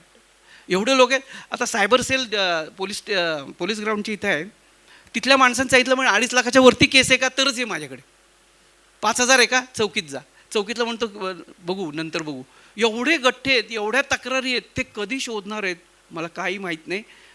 परवा माझ्याकडे एक माणूस आला होता, कंपनीमधनं रिटायर झाला आणि त्याचे 20,000 रुपये गेले. तो चिडत आला. तो कन्सल्टंटनी त्याला सांगितलं तुला शांत करायची जरूर आहे, तू शिरीष देशपांडेंकडे जा. म्हटलं अरे मी काय शांत करणार त्याला. नाही म्हणे त्याला समजून सांगा. तर मी ते मला म्हटलं हे झालंच कसं. म्हटलं साहेब तुम्ही मागच्या आठवड्यात रिटायर झाला. हो. तुम्ही सो अँड सोन कंपनीत मॅनेजिंग डायरेक्टर होता. हो. तुम्हाला रिटायर झाल्यावर 1 कोटी रुपये मिळाले. हो. तुम्हाला कसं कळलं. म्हटलं कमीत कमी मिळाले असतील ना, तुम्ही आता एवढ्या मोठ्या कंपनीत होत म्हणजे 1 कोटी मिळणारच. ही चोराला माहिती कळली आहे आणि त्यांनी ट्रायल घेतली आहे आणि तुमचे 20,000 गेलेत. ते म्हणले तुम्हाला काय म्हणायचं आहे. मी म्हटलं तुम्हाला उरलेले 99,80,000 वाचवण्यासाठीचं हे ट्रेनिंग आहे, त्याचे 20,000 कॉस्ट आहे. गप्प बसा, काही करू नका, तक्रार फाईल करा. पण डोक्यात हे समजून घ्या की मी असं करतो, मी तसं करतो, काहीही होणार नाही, काहीही उपयोग नाही. आणि ही वॉज सो हॅपी की तुम्ही मला फार छान सांगितलं. आणि म्हटलं आता ऐका काय काय करायचं याच्या पुढच्या आयुष्यात. आणि he is doing well. Last 2 years very happy. त्यामुळे अशा गोष्टी ज्या आहेत, मी हुशार. आणि माझ्याच बाबतीत का झालं, माझ्याच बाबतीत का झालं हा चुकीचा प्रश्न आहे. कोणाच्याही बाबतीत होऊ शकतं. योगायोगाने तुम्ही सापडला, ते 1000 फोन करतात रोज, तेव्हा त्यांना 10 गिऱ्हाईकं मिळतात. परवा दिल्लीला त्यांची हॅकर लोकांची कॉन्फरन्स झाली. सगळे छोटे भुरटे म्हणाले की अहो ते शिरीष देशपांडे आहेत, आणखीन एक देशपांडे आहेत, आणखीन एक किती प्रसार होतो आहे, आपला धंदा आता कमी होणार का.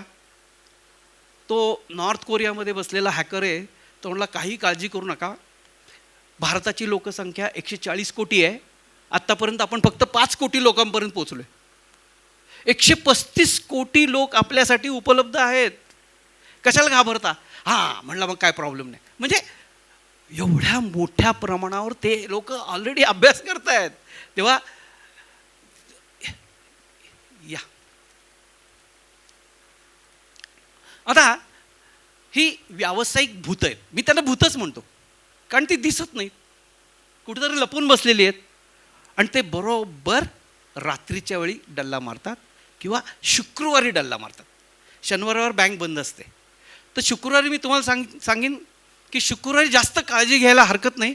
किंवा शुक्रवारी काही महत्त्वाचं नसेल तर उगीच इंटरनेट बँकिंग किंवा मोबाईल बँकिंग याच्या भानगडीत नाही पडलात तर बरं, कारण तुमच्या मदतीला शनिवार रविवार बँकर येत नाही. सुपेकर साहेब सॉरी, दुसरा शनिवार सुट्टी असते, चौथा शनिवार सुट्टी असते, पण 4ही शनिवार कुठलाही माणूस फोनवर उपलब्ध नसतो. त्यांची पद्धत आणि माहिती मी तुम्हाला सांगितलं की ते सर्व डॉट जोडत असतात. अमिगडाला हायजॅक होतो हे मी तुम्हाला सांगितलं. तुम्हाला शेवटी प्रश्न विचारायचे, त्याच्यात आणखीन याच्याबद्दलचा काही प्रश्न असेल तर नक्की सांगा.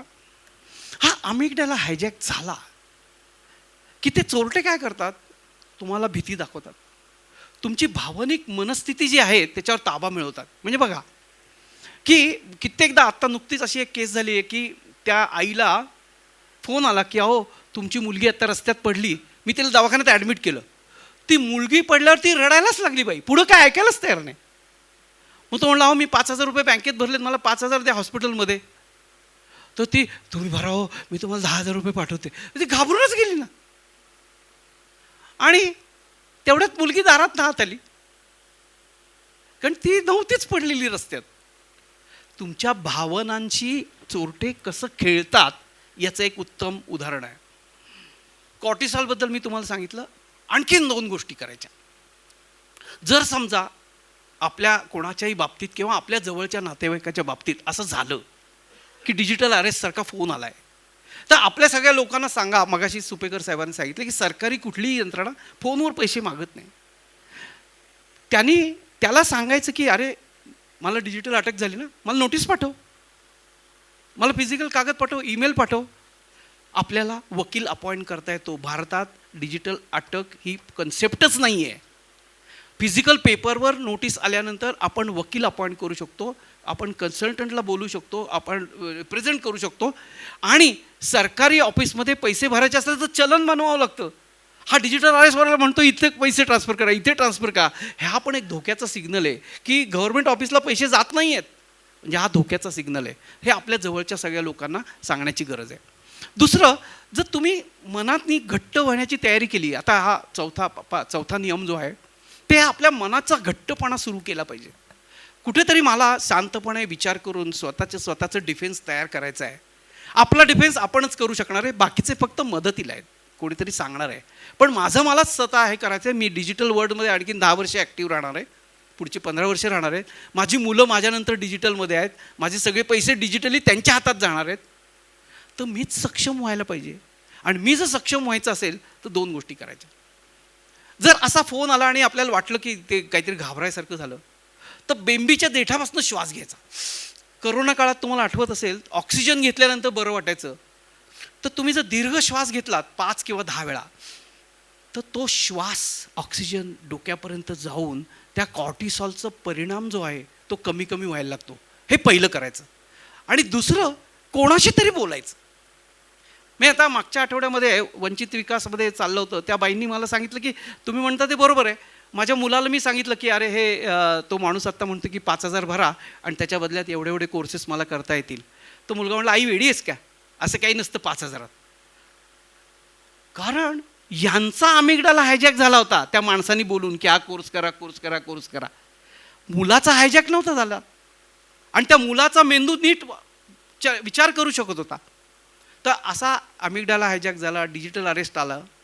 तर तो पोलीस आणि अधिकारी काय सांगतो, कोणाशीही बोलू नका, खोलीच्या बाहेर जाऊ नका, कॉम्प्युटर ऑन ठेवा, दुसऱ्या कोणाला बोलू नका, दुसऱ्या कोणाला बोलला तर मी तुम्हाला लगेच अरेस्ट करीन.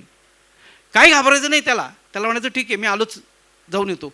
जायचं, फोन करायचा, चार्टर्ड अकाउंटंटला करा, वकिलाला करा, कोणालाही करा, की तो माणूस सांगेल की अरे तसं काही नसतं. कारण त्याचा अमिगडाला हायजॅक झालेला नाही आहे, तुमचा हायजॅक व्हायच्या रस्त्यावर आहे. तर हे 2 मार्ग त्याला चांगले आहेत. त्याला मॅन्युप्युलेट करतात. ते मॅन्युप्युलेट कोणाला करतात, घाबरट माणसांना करतात आणि रिटायर्ड माणसांना करतात. रिटायर्ड माणसांना का करतात, त्या रिटायर्ड माणसाची सगळी माहिती घेतात. तो जो सरकारी अधिकारी असेल, काहीतरी असतंच त्याचं, ते बरोबर पकडतात की साहेब ते तुम्ही या ऑफिसमध्ये होतात ना, हो हो हो, ती याची केस माहिती आहे ना तुम्हाला, हो ते त्याच्यात तुम्ही इन्व्हॉल्व होतात. अहो नाही हो. मग ते म्हणतात हे बघ बँक अकाउंट बघ, तुझ्या अकाउंटमधनं पैसे गेले, खोटा अकाउंट दाखवतात. आणि मग त्याला वाटतं अरे बापरे आता सगळंच बाहेर येईल, आणि तिथे ते अडकतात. आता आपली स्वसंरक्षण योजना करताना हा पुढचा जो नियम, हे जे 3 गोष्टी आहेत, या गोष्टींवर काम करायची गरज आहे. मी नेहमी लोकांना सांगतो की तुम्ही गरुड बना. मग गरुड बनायचं म्हणजे कसं बनायचं, तुम्ही जर बघाल, जर आकाश जर ढगाळ झालेलं असेल तर गरुड त्याच्या वर जातो आणि निरभ्र आकाशात मस्तपैकी फिरत बसतो. आपणही कुठल्याही कन्फ्युजन, भीती अशा कुठल्याही वातावरणात जर असू, त्याच्या वरती जायचा प्रयत्न केला पाहिजे, वरती जायला पाहिजे. त्याच्या वरती जा तुम्ही, निश्चितपणे तुम्हाला क्लिअर दिसायला लागेल.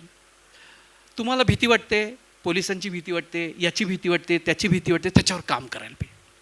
आणि तुम्हाला सांगतो काम करायला पाहिजे म्हणजे काय, आपलं मन जे आहे ना, डांबरट आणि लबाड आहे, ते सोयीचं आहे. म्हणजे त्याला सारखं सांगावं लागतं. आणि ते मन म्हणजे मन नाही होते काही, पण इथे केमिकल रिॲक्शन्स आहेत ब्रेनमध्ये. डोपामाइनचा डोस आहे, सेरोटोनिनचा डोस आहे, आणि ते डोस कमी जास्त होत असतात तुमच्या विचारावर, तुमच्या ॲक्शनवर. तर त्याला तयार करायचं आहे की मी चांगला घट्ट मनाने कायम उभं राहू शकलो पाहिजे. तर या अशा तऱ्हेच्या भामट्यांना नक्कीच तुम्ही हे करू शकाल.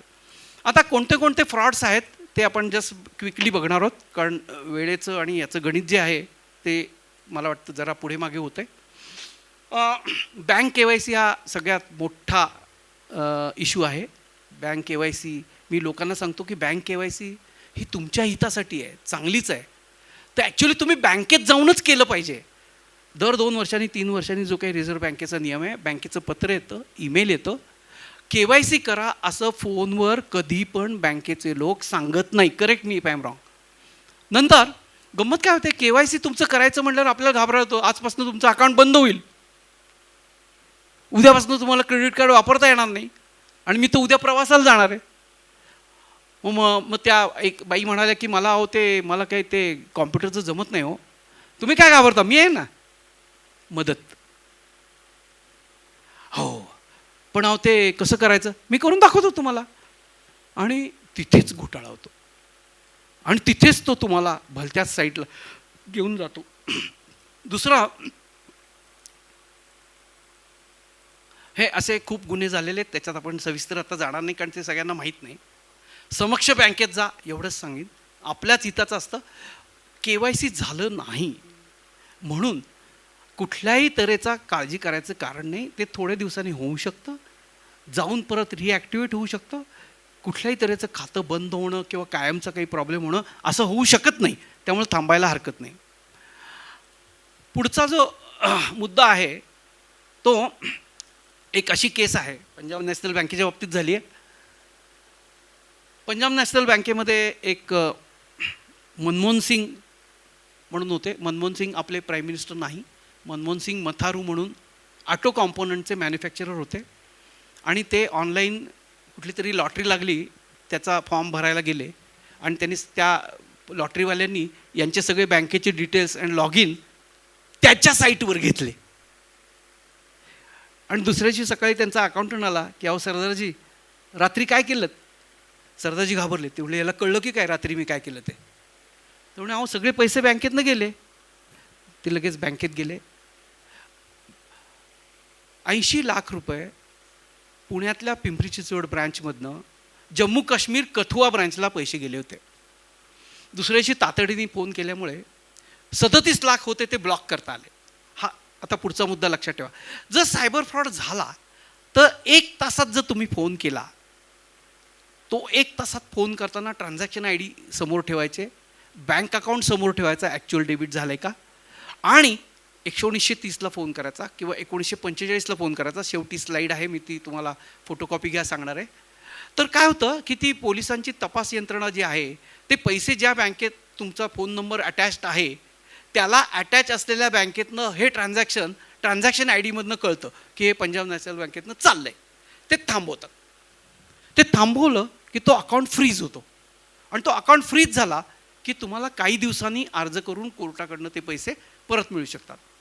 तर 37 लाख रुपये बँकेत शिल्लक होते ते ब्लॉक केले. उरलेले 43 लाखासाठी त्यांनी कोर्टात केस फाईल केली. कोर्टात केस बरेच दिवस चालणारे म्हणल्यावर ते एज्युकेटिंग ऑफिसर आहे स्टेट गव्हर्नमेंटचा इन्फॉर्मेशन टेक्नॉलॉजी डिपार्टमेंट, हे एज्युकेटिंग ऑफिसर आहे. म्हणजे ते अशा तऱ्हेचे कंप्लेंट घेतं. आणि त्यांनी पंजाब नॅशनल बँकेला ऑर्डर केली की 43 लाख रुपये तुम्ही द्या, कारण तुमचं KYC चुकीचं आहे, ती माणसं सापडत नाहीत. जम्मू काश्मीर ब्रँचमध्ये कथुआ ब्रँचला पैसे कुठल्या खात्याला गेले ते लोक सापडत नाहीत, ते बोगस निघाले. तुमचं KYC ठीक नाही आहे तर तुम्ही क्लायंटला पैसे परत द्या. आणि रिझर्व्ह बँकेने नुकतंच एक सर्क्युलरही काढलेलं आहे, तुम्हाला इथे माहिती असेल, की जर त्या माणसाची काहीही चूक नसेल तर किती दिवसात तक्रार केली आहे त्याच्यावर अवलंबून आहे. तुम्ही बँकेत लगेच तक्रार केली पाहिजे, रायटिंगमध्ये दिली पाहिजे, आणि त्याच्यात जर तुमची काही चूक नसेल तर काही प्रमाणामध्ये तुम्हाला पैसे परत मिळतील. तुम्ही जर बिझनेससाठी बँक अकाउंट वापरत असाल तर मी तुम्हाला 2 गोष्टी सांगेन की त्या ट्रान्सफरला लिमिट घालायची. तुम्ही बँकेला सांगू शकता की माझ्या अकाउंटमधनं व्यवसायासाठी ट्रान्सफर जास्तीत जास्त 5 लाख, आणि त्या बँकेत जेवढी ट्रान्सफर करायची तेवढेच पैसे आणा. तुमची जर मोठी रक्कम असेल ना, मला 1 कोटी ट्रान्सफर करायची, तर बँकेला तुम्ही वेगळा अर्ज भरून द्या की या अकाउंटला पैसे ट्रान्सफर करा. मग बँकेची जबाबदारी बरोबर जात आहेत की नाही. त्यामुळे ह्या 2 गोष्टी करायला हरकत नाही.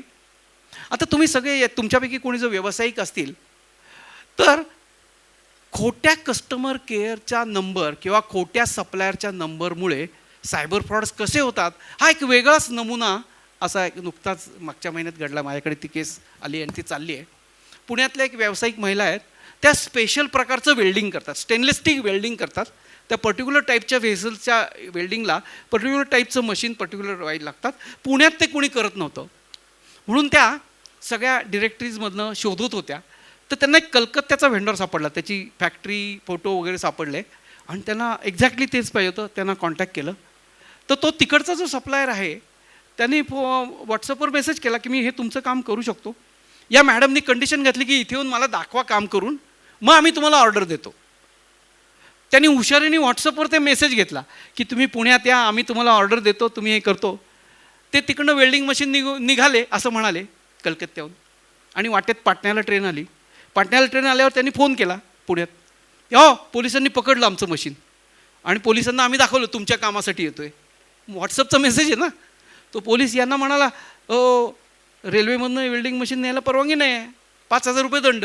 हे दोघं म्हणले, 5,000 रुपये दंड तुम्ही भरा, कारण तुमच्यासाठी येतो आहे आम्ही. 5,000 रुपये भरले. पुढच्या स्टेशनवरून फोन आला, आमचं पाकिट मारलं, 5,000 रुपये पाठवा.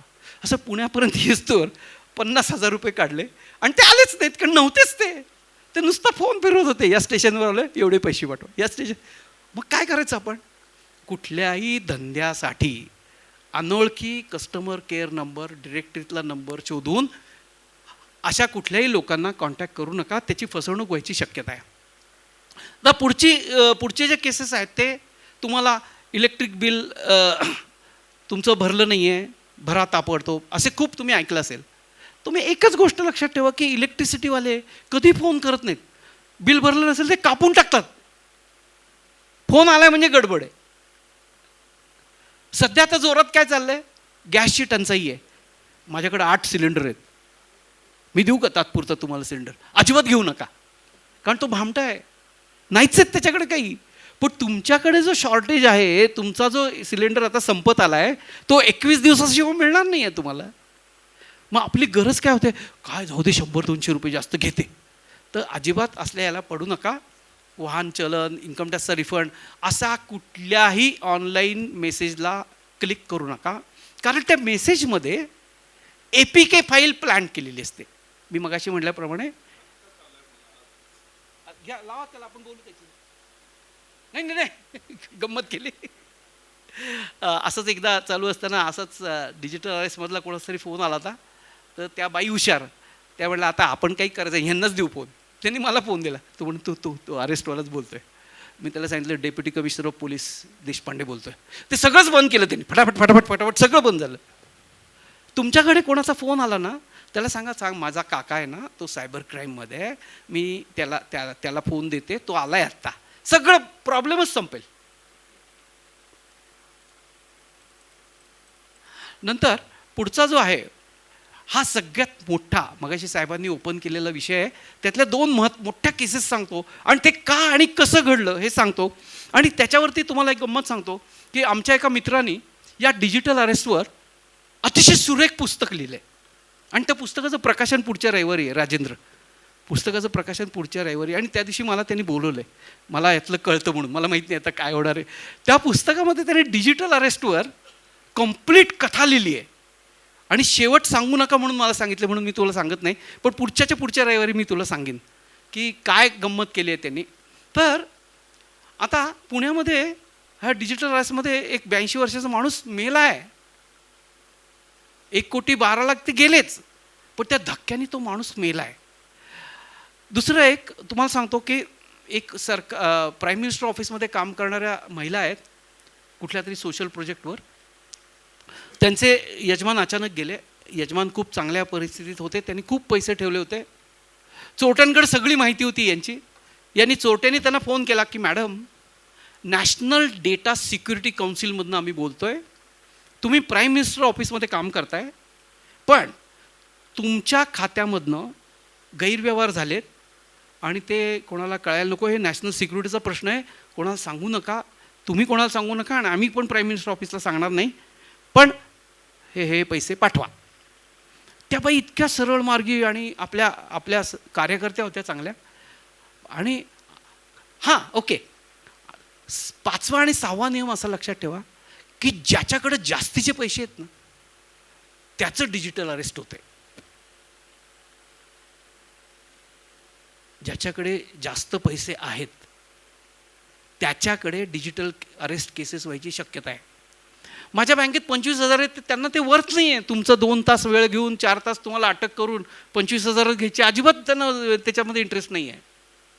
तुमच्याकडनं सगळी माहिती घेऊन ते बँक अकाउंट तुमचं तिथं उघडून बघतात, तेव्हा कळतं अरे बापरे 2 कोटी याच्याकडे आहेत, म्हणजे बस 8 दिवस याला लढवत ठेवू, जेवढं जास्त लढवू तेवढे जास्त पैसे. यांनी 75 लाख दिले आणि परत दुसऱ्या दिवशी आता तुम्हाला सुप्रीम कोर्टात बेलसाठी अर्ज केला आहे, कारण नॅशनल सिक्युरिटीचा प्रश्न आहे, पॉलिटिकल पार्टीशी तुम्ही कनेक्टेड आहात, तर सुप्रीम कोर्टात अर्ज केला आहे आणि सुप्रीम कोर्टाचा लगेच सीन आपल्या सिरियलमध्ये दाखवतात ना तसा, आणि हे वॉरंट तयार होतं त्यांच्या नावाने. मग जजनी पुकारलं, मिसेस सो अँड सो हाजीर आहे, तो म्हणले हो डिजिटली हजर आहे, बरं का, तेच बोलको डिजिटली हजर आहे. मग ठीक आहे, बेल ग्रँटेड, 25 लाख रुपये.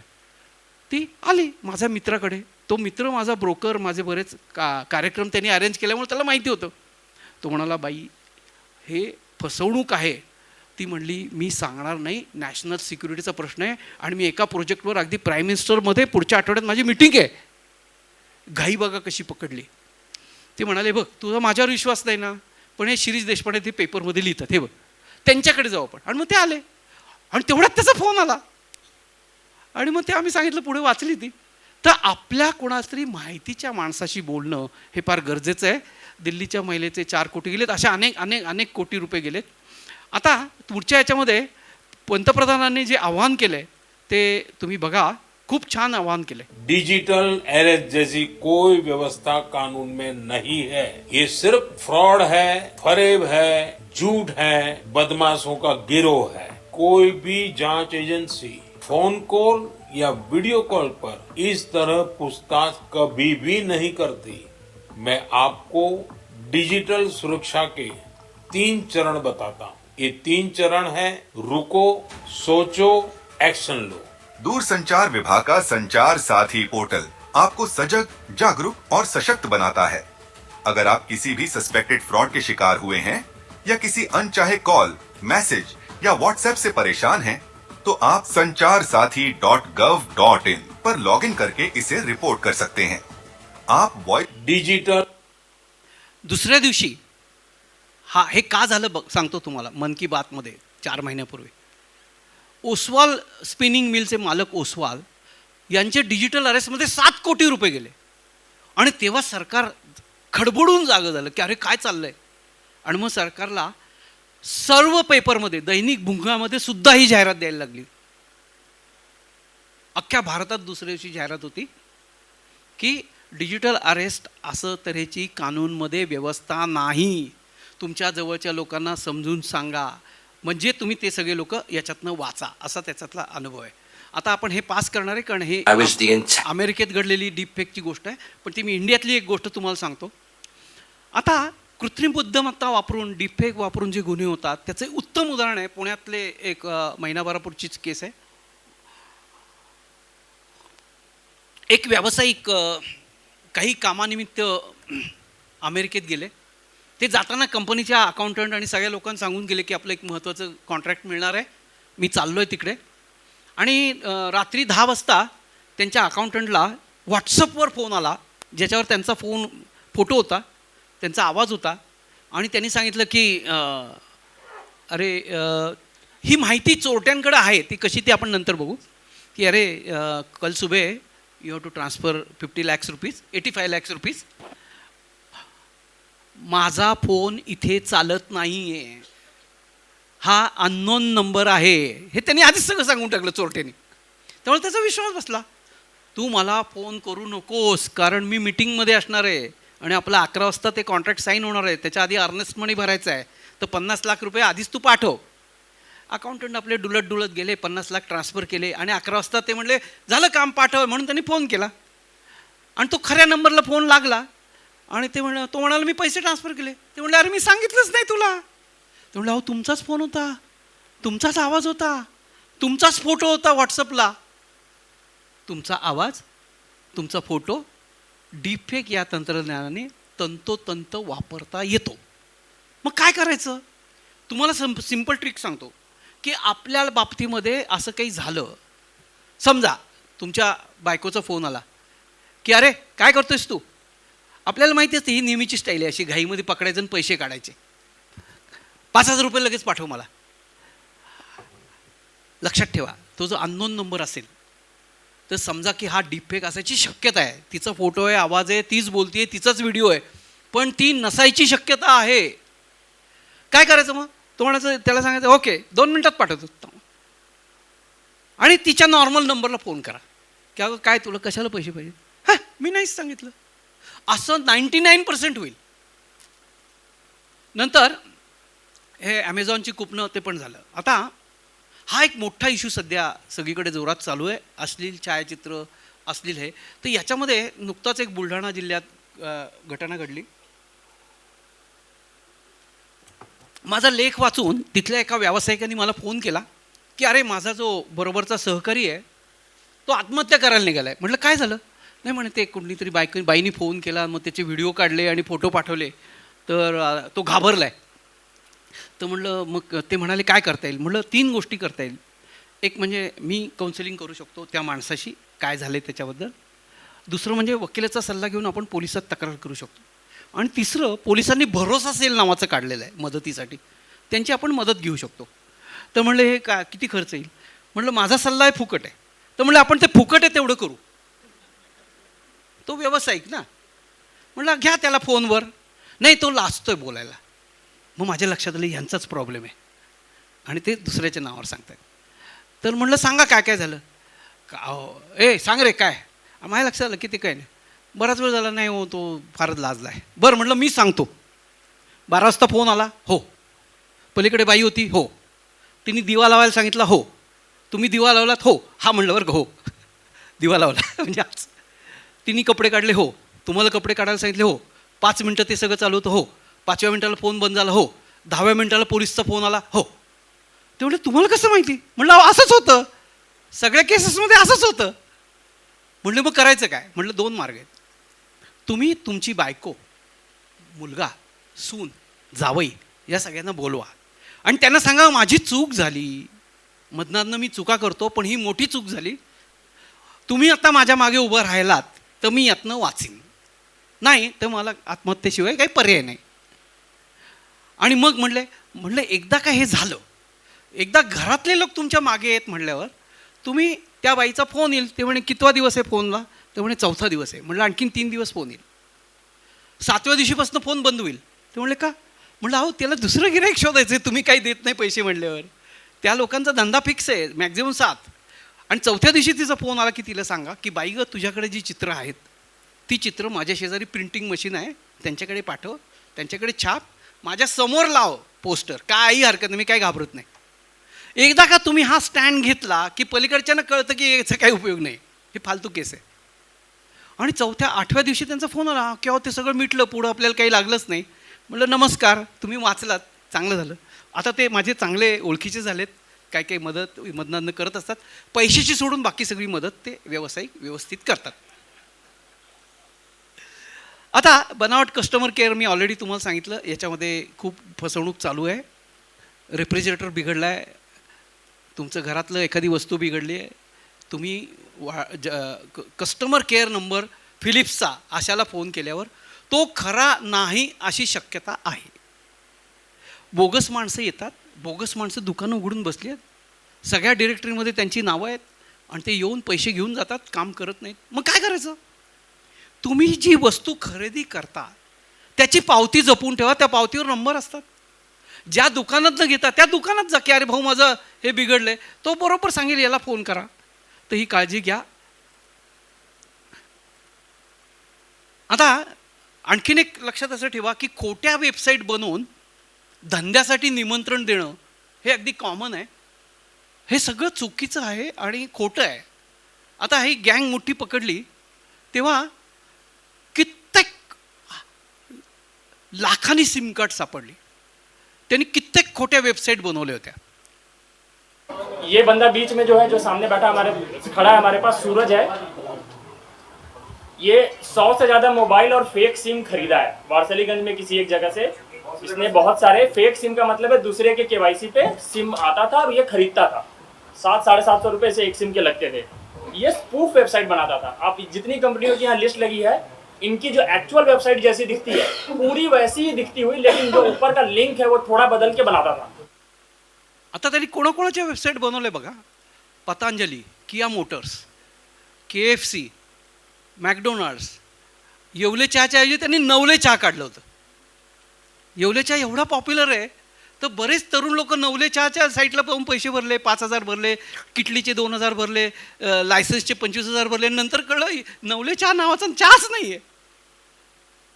किया मोटर्सची जाहिरात होती, त्या किया मोटर्सची वेबसाईट अगदी किया मोटर्सची खरी वेबसाईट आहे तशीच, पण मोटर्सच्या इथे SS होता. तर काय करायचं मग? पतंजलीची वेबसाईट होती, मॅकडोनल्डची आहे. तर कुठलाही नवीन व्यवसाय करायचा असेल तर वेबसाईटच्या आधाराने सुरुवात करू नका.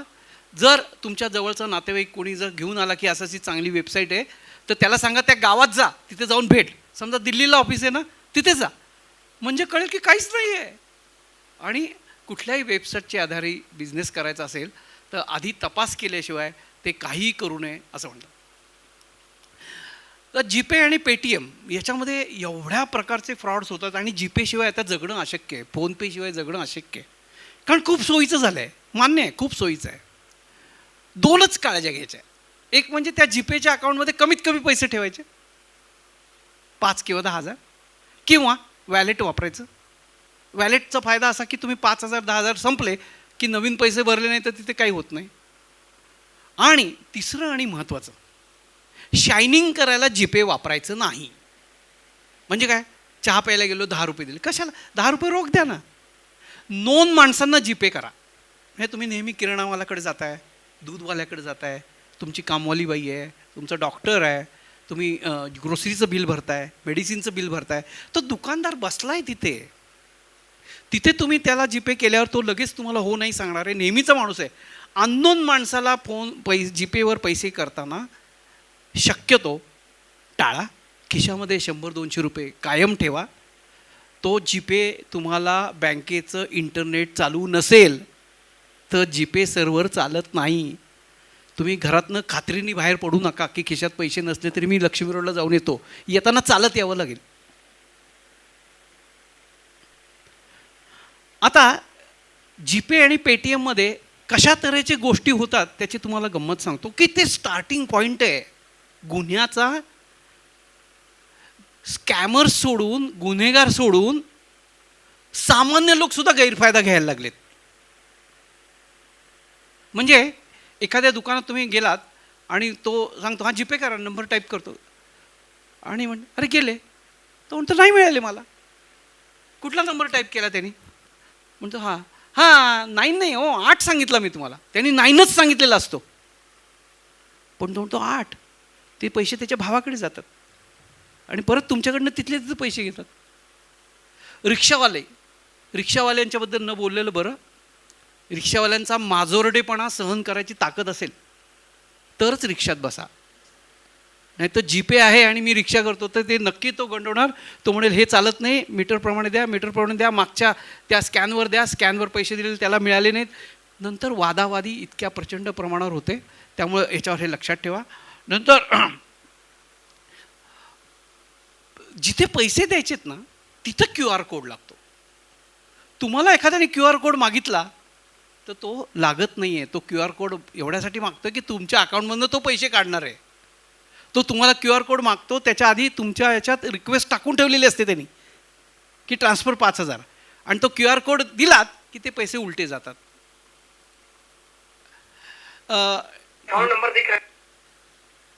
आता हा सगळ्यात मोठा महत्त्वाचा आहे. संवाद झालेले आहेत. तुम्ही डोळे मिचका, माझ्या लक्षात आलं की वेळ वाढत चालला आहे, पण किती वेळ आहे मला सांगा, त्याप्रमाणे मी सांगतो, नाही तर रॅपअप करतो. 15 मिनटं आपल्याला सगळ्यांना चालेल? मधुरा चालेल का? मला ना कधी कधी प्रश्न पडतो जेव्हा पेपरमध्ये बातमी वाचतो प्राध्यापिकेला 1 कोटीचा फटका, तर मला कळतच नाही की प्राध्यापिकेला पगार तरी किती आहे, नाही का? तर असं कळलं की तिने 3 लाख घातले आणि त्या इन्व्हेस्टमेंट करणाऱ्यांनी सांगितले 3 महिन्यात डबल होतील, चौबट होतील, पण त्यासाठी तुम्ही आणखीन 10 लाख घाला. मग ते 10 लाख तिने दागिने विकले. असं करत करत करत 1 कोटी रुपयापर्यंत बुडलेले तिचे पैसे. मगाशी म्हणल्याप्रमाणे जास्त पैशाचा मोह, जास्त इन्व्हेस्टमेंटमधली गुंतवणूक न तपास करता केल्यावर गोंधळ व्हायची शक्यता, हे लक्षात ठेवा. आता ही केस तर अगदी माझ्या कमालीच्या डोक्याबाहेरची आहे की retired inspector general of police, त्याचे 8 कोटी रुपये गेले पंजाबचा. हां 8 कोटी गेले. आता प्रॉब्लेम काय आहे, त्याचे जेव्हा हळूहळू गेले 1 कोटी गेले, 1 कोटी, तर ती चोरटी कंपनी काय करते की आमचा IPOच्या कंपन्यांची कॉन्टॅक्ट आहे, आम्हाला डायरेक्ट IPOची अलॉटमेंट होते, तर तुम्ही 1 कोटी भरा. 1 कोटी भरल्यावर म्हणतात आमचं फॉरेन एक्सचेंजमध्ये हे आहे. आता सध्या सोन्याचं आहे ना, सोन्याचा भाव खूप वाढला आहे, तर आमच्याकडे सोनं विदाऊट कस्टम ड्युटी येणार आहे. विदाऊट कस्टम ड्युटी येणार आहे म्हणजे काय होईल माहिती का, 1.64च्या जागी 1.40ला पडेल. भरा पैसे. आणि या इन्स्पेक्टर जनरलने एवढे पैसे घातल्यावर तो म्हणला आता हे काही पैसे येणार नाहीत. त्याच्या लक्षात आलं की त्यांच्या त्या खोट्या स्वतःच्या वेबसाईटवर दाखवत होते की तुम्ही 5 कोटी घातले, त्याच्यात 8 कोटी झालेत. तो काही डीमॅट अकाउंट नाही आहे, तो काही बँक अकाउंट नाही आहे. पण त्याला वाटलं खरंच. मग तो म्हणला आता मला 1 कोटी काढायचे आहेत. तेव्हा ते म्हणले नाही काढता येणार. का म्हणले 13 नंबरचा नियम बघा, 5 वर्ष लॉक इन. 5 वर्ष नाही पैसे, 5 वर्षात ते 50 लाख होतील. मग ह्याच्या लक्षात फसवलं गेलो. इन्स्पेक्टर जनरल ऑफ पोलीस जो आपले गुन्हे शोधायला मदत करणार आहे, मग त्यांनी काय केलं, स्वतःला गोळी घातली. पण तो वाचला, ती गोळी आरपार निघून गेली. आणि मग आता प्रश्न आला, कारण लोक विचारतात 8 कोटी कुठून आले भाऊ तुझ्याकडे. तर हे असं काहीही होऊ शकतं, याच्यात अगदी गोष्ट आहे. तर हे काय आहे, तर हे पिग बुचरिंग टेक्निक आहे. हा आता 5वा नियम आपल्याला लक्षात ठेवायचा आहे की डुक्कर जे आहे ना, डुक्कर जाम सापडत नाही, पकडत नाही, कधीच पकडलं जात नाही. मग काय करतात, त्याला दाबून खायला घालतात. मटण घाल, चिकन घाल, काय वाटेल ते खायला घालतात. एवढं खाल्ल्यावर ते असं फुगतं आणि पडतं. ते पडलं की त्याला कापतात.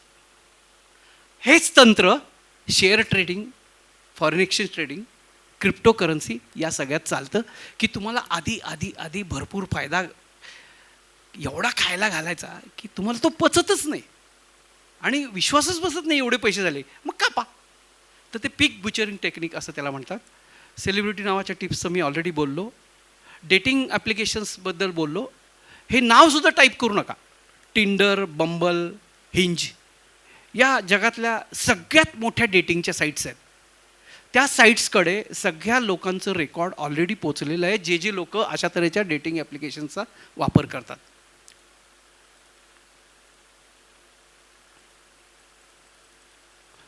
आता महत्त्वाचा भाग जो आहे सोशल मीडिया, आणि त्याच्यानंतर आपण प्रश्नोत्तराकडे येऊ.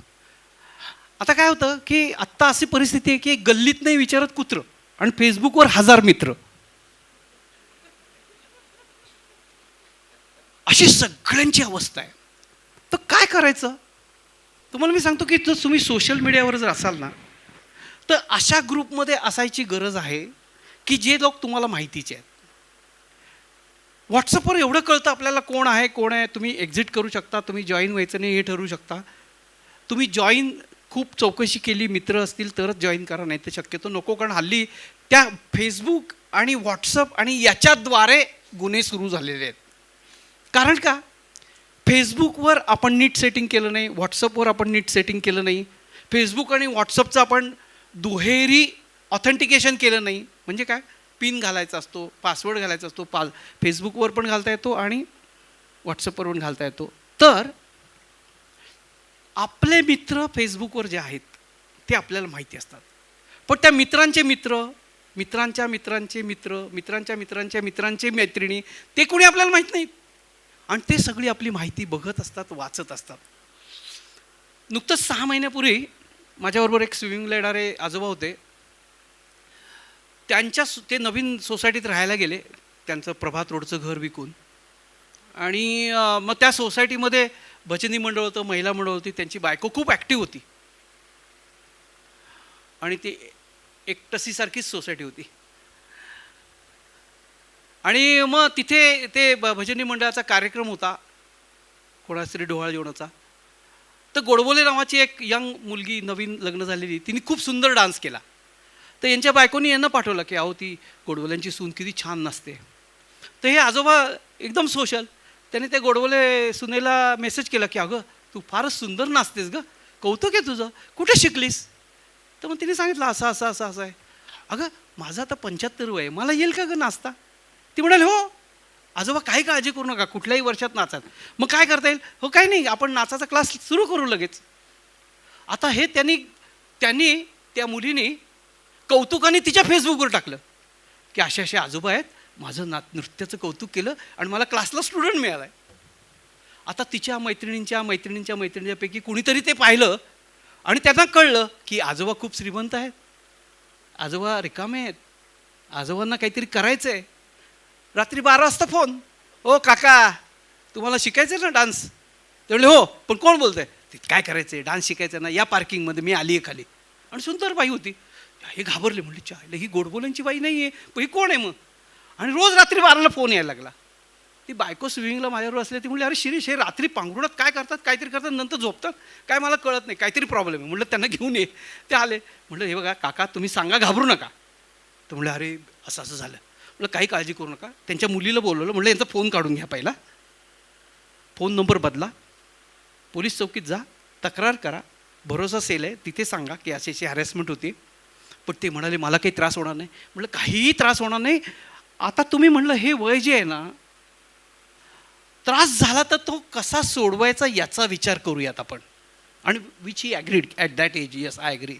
म्हणजे धीर बाळगा, काही होणार नाही. आणि काही झालं तर मी आहे, सायबर सेल आहे, पोलीस आहेत. आणि दुसऱ्या दिवशीपासून सगळं थांबलं. तर हे सोशल मीडियावर जे आपण फुलं पाठवतो, हॅपी बर्थडे म्हणतो, बरी दिसली की, ते बेतानी करा. खरंच माहितीची बाई असेल तिच्याशीच हॅलो करायला हरकत नाही. कारण फुलं फुकट आहे म्हणून किती पाठवायची, याचा विचार करा. दुसरं, सोशल मीडियाचा मध्यम वापर करा. मी तुम्हाला सांगेन की सोशल मीडिया चांगलाही आहे आणि वाईटही आहे. आपण चांगल्या गोष्टी पण शेवटी आत्ता बघणार आहोत. चांगल्या गोष्टी पण आहेत, वाईट आहेत. म्हणजे काय, चांगल्या गोष्टी तिथनंच मिळतात कारण हल्ली कोणी भेटतच नाही, आपण कार्यक्रमाला जातच नाही. एवढं संयोजकांनी खर्च करून एवढी जाहिरात केली पण लोक जातच नाहीत. कारण ते म्हणजे हे काय ऐकायचं सायबर क्राईम, मला सगळं माहिती आहे, मला सगळं माहिती आहे, यूट्यूबवर आहे ना सगळं. तर लोक फोनशी लग्न झाल्यामुळे खरी लग्न आता बिघडायला लागली आहेत. तर काय करायचं? आपल्या समोर राहणारा, शेजारी राहणारा, वरती राहणारा आणि आपले नातेवाईक यांचा एक क्लोज ग्रुप असलाच पाहिजे. तिथे रोज सकाळ संध्याकाळ हॅलो केलंच पाहिजे, नमस्ते केलंच पाहिजे. त्याचे 2 फायदे की समोरचा जो वयस्कर असेल तर तो ठीक आहे, जिवंत आहे हे कळेल. नुकतंच कोथरूडमध्ये असं झालं की एका बाईचा मुलगा अमेरिकेत आहे. त्या मुलांनी त्या आईला सांगितलं होतं की गळ्यात कायम फोन ठेव. ती पडली बाथरूममध्ये, तर गळ्यातल्या फोनवरनं तिने सोसायटीतल्या ग्रुपवर टाकलं की मी बाथरूममध्ये पडली आहे. तर सोसायटीतला एक गणपत जागा होता. 24 तास सोसायटीतला एक मेंबर जागा असतोच असतो. तो 10 जणांना घेऊन आला, दार तोडलं, बाईंना 15 मिनिटात हॉस्पिटलमध्ये बाई बऱ्या झाल्या. तो अमेरिकेहून मुलगा म्हणाला की अरे वा वा किती छान आई, तू बरं झालं, सगळ्यांचे चांगले संबंध ठेवून आहेत. आई म्हणाली तू बस तिथे, आणि मी सगळ्यांशी चांगले संबंध ठेवले म्हणून वाचले. ती म्हणाली व्हॉट्सअपमुळे वाचले. तर असा तऱ्हेचा उपयोग करायला हरकत नाही. सोशल मीडियावर आपण जास्त बोलूया नको, कारण मला आता तुम्हाला महत्त्वाच्या गोष्टींकडे न्यायचं आहे. आणि मोबाईल सांगितलंच तुम्हाला की बिझनेसच्याबद्दल आपण काही बोलणार नाही. आपण या स्लाईडची मात्र तुम्ही फोटोकॉपी काढून घ्या किंवा ते व्हिडिओ करणार आहेत ते करा. 1930ला फोन करा, 1 तासात पैसे ब्लॉक व्हायची शक्यता आहे. ते फोन करायच्या आधी ज्या फोनवरनं तुमचा बँक अकाउंट आहे त्या फोनवरनं करायचं आहे. त्याच्या आधी ट्रान्झॅक्शन आय डी समोर लिहून ठेवायचा आहे. ट्रान्झॅक्शन आय डी हा 12 डिजिटचा नंबर असतो, तो व्यवस्थित टाकायला लागतो आणि त्याच्यानंतर ते पैसे कुठे जातात ते थांबवलं जातं. नंतर घरामध्ये ज्यांना कॉम्प्युटर कळतो, विशेषतः तरुण लोकांच्या मदतीने हा सायबर क्राईमच्या ऑनलाईन कंप्लेंट करायची, ते काम वेळखाऊ आहे, सोपं नाही आहे. फोन लागणंसुद्धा सोपं नाही आहे, वारंवार प्रयत्न करायला लागतो. फसवे फोन, फसवे SMS याच्यासाठी सुद्धा रिपोर्ट फिशिंग अशा तऱ्हेची साईट आहे. नंतर जे कोणी स्कॅमर असतील त्यांच्या मागे लागू नका. ते तुम्ही त्यांच्या मागे लागलात तर ते 1000 लोकांना तुमचा नंबर देतात. त्यामुळे शांतपणे पोलिसांच्या मागे लागा.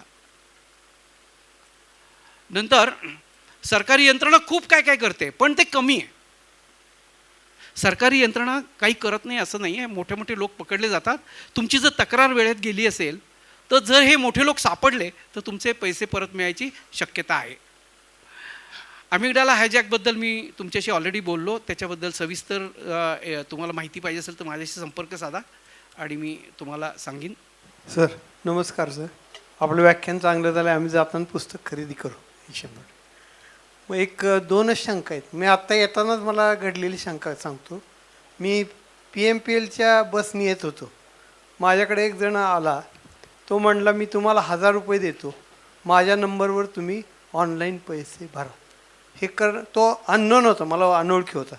त्याच्या बाबतीमध्ये मी पैसे भरणं योग्य आहे का नाही. दुसरा महत्त्वाचा भाग, मोबाईल हरवल्यानंतर आपण सांगितले नंबर बदला. आपल्या मोबाईलचा नंबर हा आधार कार्ड, पॅन कार्डला जोडलेला आहे, बँकेला पण जोडलेला आहे. त्या ठिकाणी त्या सिस्टीममध्ये काही प्रॉब्लेम निर्माण होईल का. आणि दुसरा महत्त्वाचा भाग म्हणजे ज्येष्ठ नागरिकांना दुपारी 1 ते 3च्या दरम्यान फोन येतात. या पाठीमागचं कारण काय. आणि अननोन नंबर जे आहेत ते ट्रू कॉलरवरनं कळतं. याबाबत आपलं मत काय. हां, तर पहिला प्रश्न जो आहे, अननोन माणसाने तुम्हाला सांगितलं मी 1000 रुपये देतो, त्या भानगडीत पडू नका. कारण ते 1000 रुपये तुमच्या अकाउंट तुम्ही त्याला देताय, तर तुमचं सगळी माहिती त्याच्याकडे जाऊ शकते. तसं अजिबात करायचं नाही. ओळखीच्या माणसांच्या बाबतीमध्ये असं करायला एखाद्या वेळी हरकत नाही, पण अननोन माणसांसाठी अशा तऱ्हेचे पैसे देऊ नका. नक्कीच कोणाला द्यायचे नाहीत, रोख पैसे घेऊ नका आणि कोणाला देऊ पण नका. सर, माझ्यासमोर 2-3 जणांनी त्याला नाकारलं, पण PMPLच्या कंडक्टरनी ते ट्रान्झॅक्शन केलेलं आहे. हां, आता एक आपण लक्षात घ्या, दुसऱ्या कोणी केलं त्याला आपण काही थांबवू शकत नाही, बरोबर आहे. त्याच्या बाबतीत आपण काही करू शकत नाही. आणि कंडक्टरचं प्रबोधन करणं फार अवघड आहे. तुम्ही जर करू शकलात तर उत्तम, पण मी तरी काय त्या फंदात पडणार नाही. तर दुसरं तुमचा प्रश्न काय होता की ज्येष्ठ नागरिकांच्या बाबतीत 1 ते 4च्या दरम्यान फोन येतात. हां, 1 ते 4 दरम्यान जर फोन येत असतील तर फोन स्विच ऑफ करून बसा. फोन अजिबात घेऊ नका. अननोन नंबर तर नक्कीच नाही घ्यायचे. ट्रू कॉलर वापरू नका. ट्रू कॉलर जरी माहिती कळत असली तरी ट्रू कॉलर तुमच्या फोनची बरीच माहिती एकत्र करत असतं आणि ती माहिती जर कॉम्प्रोमाइज झाली, कुठेतरी गेली, तर त्याच्यामध्ये धोका असतो. तुमचा फोन हरवला तर नंबर बदला हा शेवटचा उपाय आहे. त्याच्या आधी नंबर पहिला कट करा, डिस्कनेक्ट करा. म्हणजे मोबाईलच्या कंपनीत जा आणि तो नंबर डिॲक्टिवेट करा. आणि फोन बदला याच्याऐवजी सिम कार्ड बदला, असं मला म्हणायचं होतं. मी चुकून जो फोन बदला म्हणलं असेल तर मी ते शब्द मागे घेतो. सिम कार्ड बदला. कारण त्या सिम कार्ड जो ISIN नंबर असतो ना, त्या नंबरशी आपला अकाउंट जोडलेला असतो. आणि शेवटचं काय विचारलं तुम्ही. नाही, एवढंच आहे. आणि पोलिसला आपण जर फाईल केलं, पोलिसांकडे तक्रार केली तरी चालते ना. हो, पोलिसांकडे जाऊन चौकीत जाऊन तक्रार करता येते. चौकीमध्ये टर्मिनल पण आहे, ते ऑनलाईन पण तक्रार करायला मदत करतात. हां, आणि कोणाचा प्रश्न. हां, हे घ्या, मला ऐकून येते. त्यांना हे द्या, स्पीकर द्या, हे माईक द्या. एक मिनिट बोलतो. माझ्या हातात माईक म्हणून की जगात आपण म्हणलं की आई आणि वडील यांच्याशिवाय फुकट कोणीच काही देत नाही. पण आजचं लेक्चर फुकट होतं, त्याबद्दल तुमचा आभारी. अरे मला आता सांगायला पाहिजे की माझं लेक्चर फुकट आहे.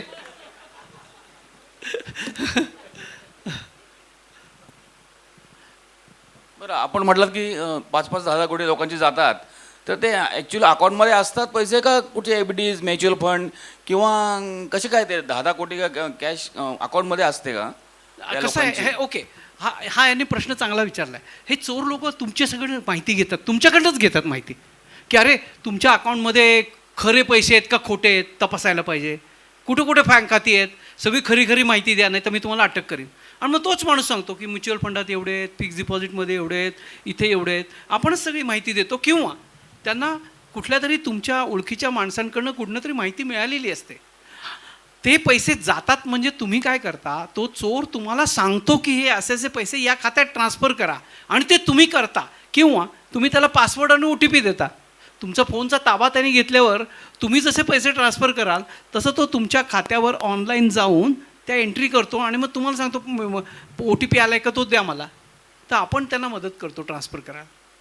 आणि कोणाचा प्रश्न. बरं, आणि इंटरनेट नसेल तर GPay आणि GPay आणि पेटीएमला धोका कमी असतात का. आपण मी जर इंटरनेट घेतलं असेल तर मला धोके कमी का. इंटरनेट नसेल तर तुम्हाला GPay करताच येणार नाही. नाही, बँकिंगला इंटरनेट मी कनेक्ट करतात ना लोक. हो, पण म्हणजे नाही तुम्ही काय विचारलं, इंटरनेट आहे का नाही. नेट बँकिंग जर करतो. हां, इंटरनेट मोबाईल बँकिंग जे आहे धोक्याचं आहे थोडं. पण मोबाईल बँकिंग केव्हा चालेल, तुमच्या मोबाईलमधला जो डेटा आहे किंवा तुमच्या घरात वायफाय आहे त्याच्यावर ते चालतं. वायफाय किंवा तो हे इंटरनेटचं कनेक्शन नसेल तर तुम्हाला ते वेबसाईटला जाताच येणार नाही, ते जॉईनच होणार नाही. ते धोके कमी राहणार ते. धोका कमी म्हणजे कसं आहे की त्यावेळेला तुमचं जर इंटरनेट नसेल आणि नेमका फ्रॉडस्टर तुमच्या मागे लागला असेल तर तुम्ही वाचलात. बरं, आणि हे जे लोक करतात सायबर गुन्हे, तर ती कला कशी काय असते? त्याला त्या कलेने आपल्याला उत्तर देता येतं का? हो, आता हा तुम्ही चांगला प्रश्न विचारला की तुम्हाला त्याचा क्लास वगैरे लावायचा असेल तर कुठे मला माहीत नाही आहे. त्याचं पुढचं लेक्चर आम्ही घेणार आहोत.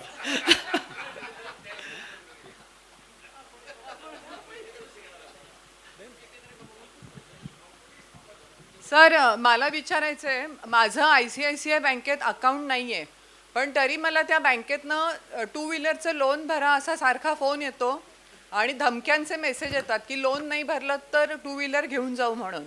मी त्यांच्या वेबसाईटवर कंप्लेंट पण केली की माझ्याकडे बँकेत अकाउंट पण नाही आहे आणि माझ्याकडे 2 व्हीलर पण नाही आहे त्या नावाची, तरी पण मला वेगवेगळ्या नंबरवरनं आलटून पालटून सारखे फोन आणि मेसेजेस येतात. तर अशा वेळेला काय करायचं? आता 2 गोष्टी करा तुम्ही. तुम्ही काय करता, नोकरी करता का? हाऊसवाईफ आहे. तुम्ही तुमचा सिबिल रिपोर्ट बघा. सिबिल नावाचा एक रिपोर्ट असतो ज्यात क्रेडिट हिस्ट्री कळते. तुम्ही जर कुठनं लोन घेतलं असेल तर ते त्याच्यात दिसतं. तुमच्या नावावर कोणीतरी लोन घेतलेलं असणार आहे, शंका.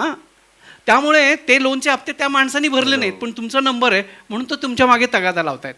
तर याच्या विरुद्ध तुम्ही सायबर क्राईममध्ये कंप्लेंट करू शकता. पण त्याच्या आधी तुमचा सिबिल रिपोर्ट बघा. तुमचे यजमान काय करतात? हां, आहेत का? अरे हां, नाही म्हणजे तुम्ही त्यांना सिबिल रिपोर्ट कसा बघायचा सांगू शकाल ना? कारण बँक तुम्हाला सिबिल रिपोर्ट सहजासहजी देत नाही. तुमचं जर ओळख असेल आणि लोन घेणार असाल तरच देतात. तर यांचं कदाचित यांचं कार्ड वापरून कोणीतरी लोन घेतलं असायची शक्यता आहे एक. दुसरं काय करा, cybercrime.government.in ला 2 आहेत की प्रोबेबल फ्रॉडची शक्यता आहे असं माझ्या बाबतीत घडलं आहे का, तर तिथे तक्रार करून ठेवा एक. नंतर ICICI बँकेत जा, त्यांना सांगा की मला ICICI बँकेचं तुमचं जे हेड ऑफिसमध्ये कस्टमर कंप्लेंट डिपार्टमेंट आहे त्याचा फोन नंबर आणि ईमेल द्या.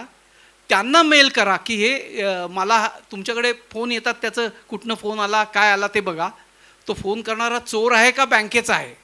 तुम्हाला ईमेल आली तर ती बँकेची आहे का हे तपासून ते कदाचित करू शकतील. तुम्ही तक्रार करून ठेवा. हल्ली काय होतं, बरं झालं यांनी हा प्रश्न विचारला. तुमचं पॅन कार्ड आणि आधार कार्ड तुम्ही ऑलरेडी कुठे कुठे दिलेलं असतं, त्याचा वापर करून बँकवाले जरा माफ, बँकेच्या संगनमताने बँकेमध्ये असलेल्या टेम्पररी लोकांनी अशी खोटी लोन काढून ते पळून गेलेत आणि ते लोनचे हप्ते भरलेत म्हणून लोकांच्या मागे लागलेत. कारण बँक अकाउंट उघडायला काय लागतं? आधार कार्ड, फोटो, पत्ता आणि पॅन कार्ड. आणि ज्यांचे ऑनलाईन अकाउंट आहेत त्यांना क्रेडिट कार्ड फॅसिलिटी असते. 5 लाख 10 लाख करायचेत काय, 5 लाख 10 लाख. आणि असा त्याचा मिसयूज होतो. आणि म्हणून आपण आपल्याकडचं क्रेडिट कार्ड जपून ठेवलं पाहिजे. आपल्याला नको असलेली क्रेडिट कार्ड परत केली पाहिजेत. ह्या सगळ्या काळज्या घ्यायला पाहिजेत. क्रेडिट कार्डची लिमिट घातली पाहिजेत. आणि त्या बँकेचे हल्ली सगळ्यांना धंदा वाढवायचा आहे, कारण धंदाच नाही आहे. नुकतंच कोणीतरी मला म्हटलं, अहो धंदाच नाही, तुम्हाला कुठनं पैसे देऊ मी? कारण खरंच धंदा खूप कमी झाला आहे. बँकेचा धंदा तर खूपच कमी झाला आहे. आणि त्यामुळे धंदा वाढवण्यासाठी सगळ्या बँका एजंटना कमिशन देतात की तुम्ही अकाउंट आणा, हे करा. सॉरी हां, बरोबर आहे, चुकीचं असेल तर सांगा. बरं झालं हे आहे तिथे, त्यामुळे मी कन्फर्म करून घेतो, म्हणजे मी काही चुकीचं सांगत नाही. तर ते सगळे जे लोक आहेत ना, ते समजा एक गिऱ्हाईक मिळालं तर त्यांना ते कमिशन लागू होतं. मग काही लोक काहीच नाही झालं तर खोटं करतात आणि मग ते एका चक्रातनं दुसऱ्या चक्रात अडकतात. पण तुम्ही बरं झालं शंका विचारली सगळ्यांना. आणि कोणाला काही शंका? ओके. म्हणजे ह्यात सगळ्यात बँकेची भूमिका महत्त्वाची आहे. आणि बऱ्याचदा असे बँकांचे कॉल येतात, काही वेळा खरे खोटे हा एक भाग होतो आणि खरं म्हणजे कळत नाही. मला एक विचारायचं होती, बँका ह्यासाठी काय करतात? आता शनिवार रविवार बंद, म्हणजे गुन्हा तुमचं 24 तास बँकिंग चालू आहे ऑनलाईन आणि बँक तुमची कंप्लेंट नोंदवून घेत नाही, किंवा हा जो प्रकार आहे ह्याला काहीतरी आळा बसला पाहिजे ना, किंवा बँकांनी किंवा गव्हर्नमेंटनी कुणीही. म्हणजे कारण तुम्ही वापरा तर म्हणताय, पण वापरल्यानंतर त्याचा चुकून किंवा काही झाला तर त्याचे कॉग्निझन्स पण लगेच. हो, ही तुमची तक्रार अगदी रास्त आहे. त्याच्यावर रिझर्व्ह बँक ऑफ इंडिया खूप मोठ्या प्रमाणावर काम करते. बँकांना एकत्र करून काय करता येईल बँकांच्या सिस्टीम कशा स्ट्रॉंग करता येईल, बँकेची सिक्युरिटी कशी वाढवता येईल. आणि आता आर्टिफिशियल इंटेलिजन्स आल्यामुळे तुम्हाला मी सांगतो की काय होणार आहे की हे प्रोबेबल काय ज्या शक्यता आहेत ना त्या आधीच कळणार आहेत. आणि आता रिझर्व्ह बँक ऑफ इंडिया बँकेवर खूप मोठी जबाबदारी टाकणार आहे की तुम्ही असे हात झटकून उपयोग नाही. तुमच्या कॉम्प्युटर सिस्टीममध्ये FD एनकॅश कशी झाली, FD एनकॅशच कशी झाली, FD एनकॅश होणं सोपं नाही आहे. मला बऱ्याच जणांनी विचारलं की तुम्ही एवढं सांगितल्यावर मग आम्ही पैसे ठेवायचे कुठे. म्हटलं बँकेतच ठेवायचे, बँकेतच सगळ्यात जास्त सुख करायचं. तर तुम्ही बरं झाला हा मुद्दा काढला. आता त्यांच्या संमतीने मी सगळ्या लोकांना सांगतो, मी लोकांना सांगतो की FD बँकेत ठेवा आणि बँकेवर लीन मार्क करून घ्या. तुम्ही सांगा मला, करेक्ट करा. मी माझ्या एका ओळखीच्यानी सांगितलं की माझ्याकडे 10 लाखाच्या FD आहेत. म्हटलं तू 10 लाख FD बँकेत FD OD घे, 1000 रुपये काढ फक्त. बँकेच्या कस्टडीमध्ये FD गेल्यावर कोणीच मोडू शकत नाही. दुसरं, ऑनलाईन जर FD केली आणि जॉईंट अकाउंट असेल तर ऑनलाईन FD चोरट्याला मोडता येत नाही प्रीमॅच्युअरली. त्या दोघांनाही बँकेत गेल्याशिवाय पैसे मिळत नाहीत. त्यामुळे आपण ऑनलाईन FD केली तर ती जॉईंट असावी, सिंगल असू नये. सिंगल केली तर सिंगल मोडता येते, डबल असेल तर दोघांना बँकेत प्रीमॅच्युअर्ड विड्रॉल करताना जाता येतं. तर हा एक ओके, तुम्ही बोला, त्यांना द्या माईक द्या. 2 गोष्टी आहेत. एक तर banking services, net banking, digital banking services वापराव्यात का, त्या सुरक्षित आहेत का, आणि दुसरी गोष्ट UPI पेमेंट करावेत का. ॲक्च्युली इंटरनेट बँकिंग म्हणजे तुम्ही करताय काय, तर हे जे बँकेचं जे तुम्ही आधी 5-10 वर्षांमागे बँकेत जाऊन बँकेच्या लोकांना जे काम करायला सांगत होतात ते तुम्ही स्वतःहून करताय. एक बँकेत त्याच्यासाठी आम्ही जे काम करायचो त्याच्यात आम्हाला 2 गोष्टी असतात. एक मेकर असतो, एक चेकर असतो. तुमची एक ट्रान्झॅक्शन करायला मेकर ट्रान्झॅक्शन करतो, चेकर बँक ती चेक करून मग पास करतो. आपल्याला एवढीच हे सुरक्षित आहे का? 100% सुरक्षित आहे. फक्त आपण जर का बँकेच्या वतीने बँकिंग करणार असाल तर आपणही 2दा चेक करणं गरजेचं आहे. आपण थोडीशी प्रिकॉशन घेतलं ह्याच्यात काहीही प्रॉब्लेम नाही, काहीही होऊ शकत नाही. आणि दुसरी गोष्ट, तुम्हाला काहीही चुकीचं होतं वाटतं तर बँकेच्या ऑथोराईज वेबसाईटवर किंवा शनिवार रविवार बँक बंद असते म्हणून, किंवा बँक सुरू असेल त्या दिवशी तुम्ही बँकेत जाऊन कस्टमर केअर नंबर घेऊन ती तुम्ही सॉल्व्ह करू शकता. UPI सेफ आहे का? एकदम सेफ आहे, जर का आपण त्याचा वापर व्यवस्थित केला आणि आपली खाजगी माहिती आपल्याकडेच ठेवली तर. कुठलाच धोका नाही. तुमचा OTP, तुमचा पिन नंबर, तुमच्या डेबिट कार्डचा नंबर, तुमचा अकाउंट नंबर, ह्या ज्या काही सेन्सिटिव्ह माहिती आहेत ह्या फक्त तुमच्यापर्यंतच ठेवा. त्या कुणालाही हे देणं गरजेचं नाही. ATM कार्ड दुसऱ्याला वापरायला देणं, मित्राला देणं, हे देणं नाही केलं म्हणजे हे करून आपण चूक करतोय. तेवढं सांभाळलं तर काही होत नाही.